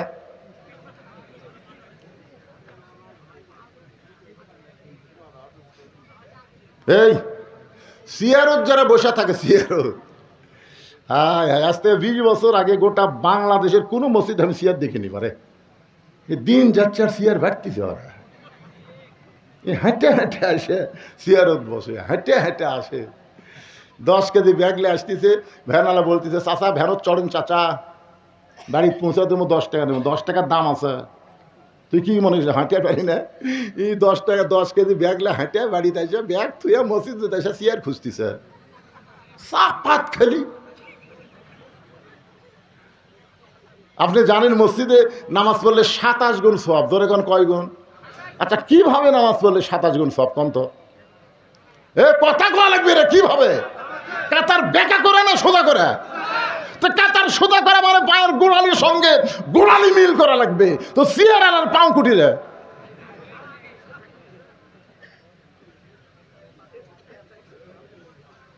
সামনে একজন ফাঁকা দিয়ে পিছনে যতই কাতার করেন সামনে কাতার মাকরু হয়ে যাবে। এই জন্য চেয়ারত যাই বসছে, ওই জন্য হেঁটে এসে চেয়ারত বসে, তার মানে খাড়া হওয়ার পাওয়ার আর আছে। নামাজের ভিতরে বাইরে 13টা ফরজ, তার মধ্যে একটা ফরজ হলো দাঁড়িয়ে নামাজ পড়া। জোরে কোন কথা ঠিক? কথা কর না কেন ভাই, কথা কর না কেন? 4 জন মুসল্লি ওই চেয়ারের 4 পাও কান্দত নেবেন সহ। তাই চেয়ারত বসে থাকবে 4 জন মুসল্লি 4 পাও কান্দত দিয়ে আস্তে করে বারান্দার থুয়ে আসবেন। ওখানে থুয়ে এসে বলবেন লা ইউকাল্লিফুল্লাহু নাফসান ইল্লা উসাহা। আল্লাহ বলেছেন যার কষ্ট হবে এমন কিছু আল্লাহ চাপাই দেয়নি। 60 বছর চাকরি করলে সরকার যদি তাকে পেনশন দিবার পারে, 60 বছর করছে, বুড়া বয়সে চাকরি করে পারবি না রে, চোখের পাওয়ার নাই, হাতের পাওয়ার নাই, মাজা ধরে গেছে, এখন বসে তাকে পেনশন দেই। তো জুয়ান বয়সে যারা জামাতের সঙ্গে নামাজ পড়ছে, বুড়া বয়সে যদি পড়বার নাও পারে, যেখানেই পড়ুক আল্লাহ সোয়াবের পেনশন দিয়ে দিবি। জোরে কর, কথা কর না কেন? সরকারের চাইতে আল্লাহর কি দয়া কম নাকি?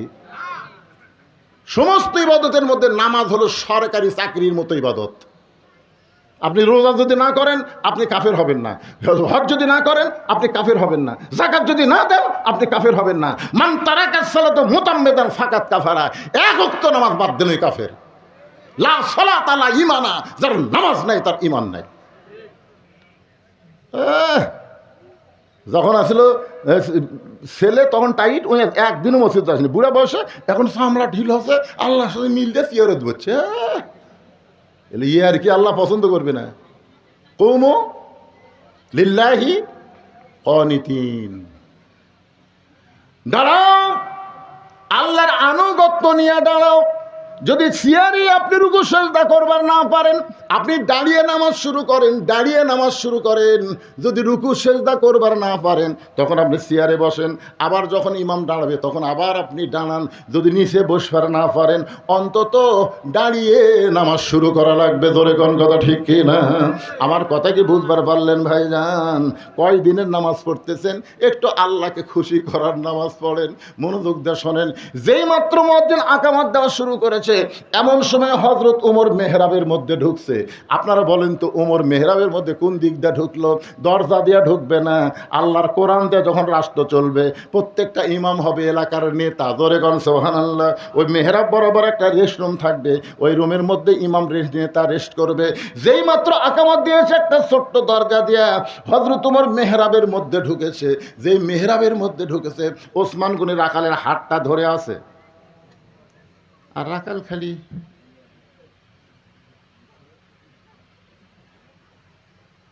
কে রে, ই তো হক করলো। উমর দেখবার গেলে সামনে কাতার জালিবি ই তো রে লোক ইনকা চোখাচ্ছে, আর ওসমান গনি হাত ধরে আছে।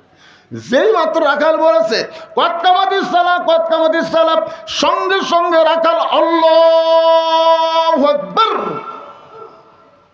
আল্লাহু আকবার যেই কথা রাখাল ওসমান গনি হাত ছাড়া দিস। হাত ছাড়াতে বলতেছে, ভাইজান ইমাম সাহেব ভুল করলে মানুষ লোকমা দেয়। এখন কতকামাতিস সালা আকামতি শেষ হয়নি, আর তুমি আল্লাহু আকবার লোকমা দিলে। রাখালকে এই জন্যই তো তুই কানা, এই জন্যই দেখবার আসা তুই দেখবার পাস না, এই জন্যই তুমি কানা, দেখতে এসে দেখতে পাও না। এই কথা বলার সঙ্গে সঙ্গে তৃতীয় কাতারের একজন মুসল্লি দৌড়ে এসে রাখালে হাতটা ধরে হ্যাঁচকা টান দিয়ে বলতেছে, তোকে সামনে দেখে আমার সন্দেহ হয়েছে, এই পাগল তুই যারে কানা কানা বলে তিরস্কার করতেছিস, এই মহামানবকে তুই চিনিস? রাখাল বলতেছে, আমি বারান্দাত নামাজ পড়ি, আমি ভিতরের কাউকে চিনি না। সাহাবী বলতেছে, পাগল রে, যেই মানুষটা তখন তোরা হাত ধরেছিল ওই মানুষটি হলো আল্লাহর নবীর ডবল জামাই ওসমান গনি। রাখাল ছোট বাচ্চার মতন কান্দে, এই জন্যই বারান্দাত নামাজ পড়ি, এই জন্যই মসজিদের ভিতরে কোনোদিন ঢোকার সাহস পাই না। মসজিদের মধ্যে দামি দামি সাহাবি, ওই দামি দামি সাহাবির মধ্যে আমি রাখাল কেমনে যাই? কিন্তু ওই পথিক আমার সর্বনাশ করছে। ওমর ফারুকের দিকে আঙ্গুল দেখায় বলতেছে, ওই পথিক আমার সর্বনাশ করছে। ওই পথিক আমারে কইছে, ওমরকে যদি দেখতে চাও তাহলে মসজিদের সামনে কাতারে দাঁড়াও। সারা জীবনের সাধনা একটা বার শুধু হযরত ওমরকে দেখতে চাই, আর ওমরকে দেখতে এসে ওই পথিক কে যদি আমি দেখতে পাই তাহলে তোমরাই বলো, লোকমা দেওয়া ছাড়া তো আমার উপায় নাই। আমি আল্লাহু আকবার লোকমা দিয়া মেহরাব থেকে ফটিককে সরাই দিব, ওই জায়গায় হযরত ওমরকে আমি এক নজর দেখতে চাই। মসজিদের হাজার হাজার সাহাবীরা কাঁদতেছে। সমস্ত সাহাবীরা যখন কান্দে, রাখাল চিল্লায় বলে, বারান্দায় নামাজ পড়া ভালো, এই ভিতরে কেন কান্দা কান্দি শুরু হয়ে গেল? ওসমান গনি বলে, রাখাল ভাই, ভিতরে কান্দার কারণ হলো তুমি যারে পথিক পথিক বলতেছো তিনি হলেন হযরত ওমর। গাছের গোড়া কাটলে গাছটা যেমন পড়ে যায়, রাখাল তেমনি পড়ে মেহরাবের মধ্যে কাটা মুরগির মতন ছটফট করে। ইয়া আমিরুল মুমিনিন, আমি আপনাকে তওবা পড়াইছি। ইয়া আমিরুল মুমিনিন, আমি আপনাকে মুনাফিক কইছি। ইয়া আমিরুল মুমিনিন, আমি আপনাকে ভণ্ড কইছি। এত কথা বলেছি গো আমি। অধম রাখালকে আপনি কিছুই বলেন নাই। ওমর ফারুক রাখালকে এক টানে মেহরাবের পড়ে যাওয়া থেকে তুলে বুকের মধ্যে চাইপা ধরে কপালে একটা চুমা খায়। সাহাবীরা বলে, আমিরুল মুমিনিন, যেই লোকটা নিজেই বলতেছে আপনাকে তওবা পড়াইছে, মুনাফিক কইছে, ভণ্ড কইছে, আর আপনি তাকে বুকের মধ্যে চাইবা কপালে চুমা দিলেন। ওমর ফারুক বলে, সাহাবীরা রে, রাখালের এত কথা হজম করার পিছনে একটাই মাত্র কারণ হলো, আমি রাখালকে দেখি নাই, রাখালের ভিতর আমার আল্লাহর কোরআন দেখা যায়। এই কোরআন শুধু শোনার জন্যে না, এই কোরআনকে যদি বাস্তবে আমরা দেখতে চাই তাহলে বাংলার জমিনে আল্লাহর কোরআনের বিকল্প কোনো রাস্তা নাই। এই কোরআন শুধু শুনলে হবে না, বাস্তবে আল্লাহর কোরআনকে আমাদের গ্রহণ করতে হবে। আর কোরআনকে তখনই আমরা গ্রহণ করতে পারবো যখন আমরা কোরআন অনুযায়ী চলব। আল্লাহ এই তাফসির মাহফিলকে কবুল করুক। সকলে বলে আল্লাহুম্মা আমিন, জোরে বলে আল্লাহুম্মা আমিন। আগামীকাল আবার মাহফিল হবে। আমার ভাতিজা আমির হামদা, মুফতি আমির হামদা আসবেন। আজকে আমি আপনাদের এই যে আলোচনা করলাম, এখন একটা সংক্ষিপ্ত মোনাজাত হবে। লাভ দা ওঠেন কেন? এই লাভ দা ওঠা মানে বাড়ি যাওয়ার পারবেন? বাড়ি যাওয়ার আগে কতগুলো হাসপাতাল যায় জানেন আপনারা? সভাপতি সাহেবকেরা তাহলে মোনাজাত করবো। আল্লাহুম্মা আমিন, আল্লাহুম্মা আনতাস সালাম ওয়া মিনকাস সালাম, তাবারাকতা ইয়া যাল জালালি ওয়াল ইকরাম। আল্লাহ, চারিদিকে আজকে বৃষ্টি দেখলাম। আল্লাহ, বাড়ি থেকে বের হলাম বৃষ্টির মধ্যে, নওগাঁতে বৃষ্টি, প্রচুর বৃষ্টি। আল্লাহ, আল্লাহ আজকের মাহফিলকে তুমি কবুল করেছো। আল্লাহ, এত সুন্দর আবহাওয়া, গরমের মধ্যে বৃষ্টি হওয়ার কারণে এখানে ঠান্ডা বাতাস বইতেছে। তোমার হাজার হাজার বান্দা বান্দি আজকের এই মাহফিলে শামিল হলো। আল্লাহ, মেহেরবানি করে আজকের মাহফিল আমাদের সকলের হিদায়াতের জন্য, নাজাতের জন্য, জান্নাতের জন্য আল্লাহ কবুল করে নাও। এই মাহফিলের শুরু থেকে শেষ পর্যন্ত যে আলোচনা হয়েছে আল্লাহ, এর মধ্যে যদি ত্রুটি হয়, ভুল হয়, মাফ করে দাও। এর যা হাদিয়া মঞ্জুর করো, সোনার মদিনায় নবী পাকের রওজা মোবারকে আল্লাহ কবুল করো। তামাম আম্বিয়াই কেরাম, আসহাবে কেরাম, তাবিনী কেরাম, তাবা তাবিনী কেরাম, তামাম পৃথিবীর মাটির নিচে যত মুমিন মুমিনা শুয়ে আছে আল্লাহ, সকলের ওয়াফরে হাদিয়া কবুল করো। আল্লাহ, যারা কষ্ট করে মেহনত করে আজকের জান্নাতের বাগান লাগাইছে আল্লাহ, তাদের সকলকেই জান্নাতি কবুল করো। আমরা যারা হাত তুলেছি, রব্বির হামহুমা কামা রব্বায়ানি সগীরা, আল্লাহ আমাদের বাপ মার কবরকে জান্নাতের টুকরা বানিয়ে দাও। আল্লাহ, আগামীকালের মাহফিলকে কবুল করো। আল্লাহ, যারা আজকে এসেছে, আগামীকাল মুফতি আমির হামজা আসবে, 2-1 4 করে আরও ধরে নিয়ে আসবে, হাজার হাজার মানুষের সমাগম হবে। আল্লাহ, আগামীকালও আসমানটা তুমি ভালো রেখো। আল্লাহ, তোমার কোরআনের জন্য আগামীকাল পর্যন্ত মাহফিলটা কবুল করো। আল্লাহ, আয় আল্লাহ, আজকের মাহফিলের সভাপতি কবুল করো, অতিথিদের কবুল করো। আল্লাহ, সহসভাপতিদের কবুল করো, আলেম ওলামাদের কবুল করো, হাদিস সাহেবদের কবুল করো, মুরব্বীদের কবুল করো। আল্লাহ, যুবকদের কবুল করে 5 ওয়াক্ত নামাজি কবুল করো। আমার মা বোনদেরকে পর্দার মধ্যে কবুল করো। আল্লাহ, আমি অসুস্থ, আল্লাহ আমার মতো অসুস্থ অবস্থায় যারা হাত তুলেছে সবাইকে সুস্থতার নিয়ামত দান করে দাও। আল্লাহ, গোটা বিশ্বের মুসলমানকে আল্লাহ তুমি হেফাজত করো। আল্লাহ, এতদিন আমরা গাজার জন্য দোয়া করেছি, ফিলিস্তিনের জন্য দোয়া করেছি, আজকে ইসরায়েলের উপর আগুন জ্বলতেছে, আরও আগুন জ্বলায় দাও। আল্লাহ, পৃথিবীর মানচিত্র থেকে ইহুদি ধ্বংস করে দাও। আল্লাহ, আল্লাহ, আল্লাহ, ভারত মুসলমানদের হত্যা করতেছে, নির্যাতন করতেছে, মসজিদ মাদ্রাসা ভাঙতেছে। আল্লাহ, সব ক্ষমতা তোমার হাতে। আল্লাহ, তুমি সব দেখতেছো। আল্লাহ, মেহেরবানি করে আল্লাহ মুসলমানদেরকে বিজয় দাও, বাংলাদেশের প্রতি রহম করো। আল্লাহ, কোরআন অনুযায়ী চলার মতন একটা অবস্থা বাংলাদেশে তৈরি করে দাও। আল্লাহ, আল্লাহ, আল্লাহ, যে কোরআন শুনলাম বাস্তবে যেন কোরআনকে গ্রহণ করে চলতে পারি, এমন তৌফিক আল্লাহ দান করে দাও। কোরআনের বিজয় দাও, কোরআনের বিজয় দাও।